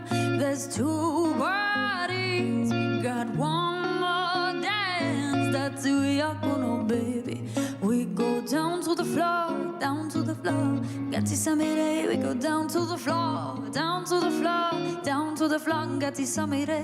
That's it down, down, down to the floor, down to the floor. Got it Midday. We go down to the floor, down to the floor, down to the floor. Got it Midday. That's it down, down, down, down, down, down, down, down, down, down, down. Who ya kuno, baby? Down, down, down, down, down, down, down, down, down, down. Who ya kuno, baby?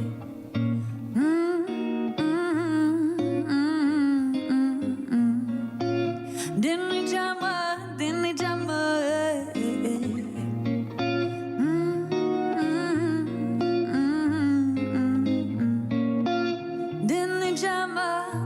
jama.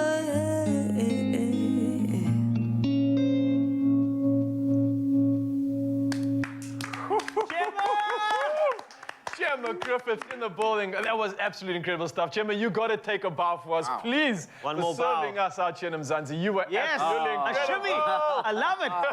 Yeah, baby. Yeah, You know, And we were just talking about it, but honestly, I've never had the feeling like that in a long time. You just kind of get swept up and taken away by music. It gives you those goosebumps. It just puts you in the right mood, man. And I think I like her how dynamic she is and how she's able to switch different genres. It's beautiful. It's World Read Out Loud Day. Go and read for your children. Get them to read out loud. We'll see you tomorrow morning. We love you. Have a beautiful day. Shedding at 11 a.m. so you know.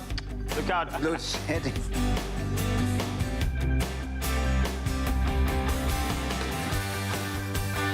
Life is what you make it. However you choose to shake, bake, and celebrate it. Here's to a great 2022. Made with love by Clover. Another feel-good production.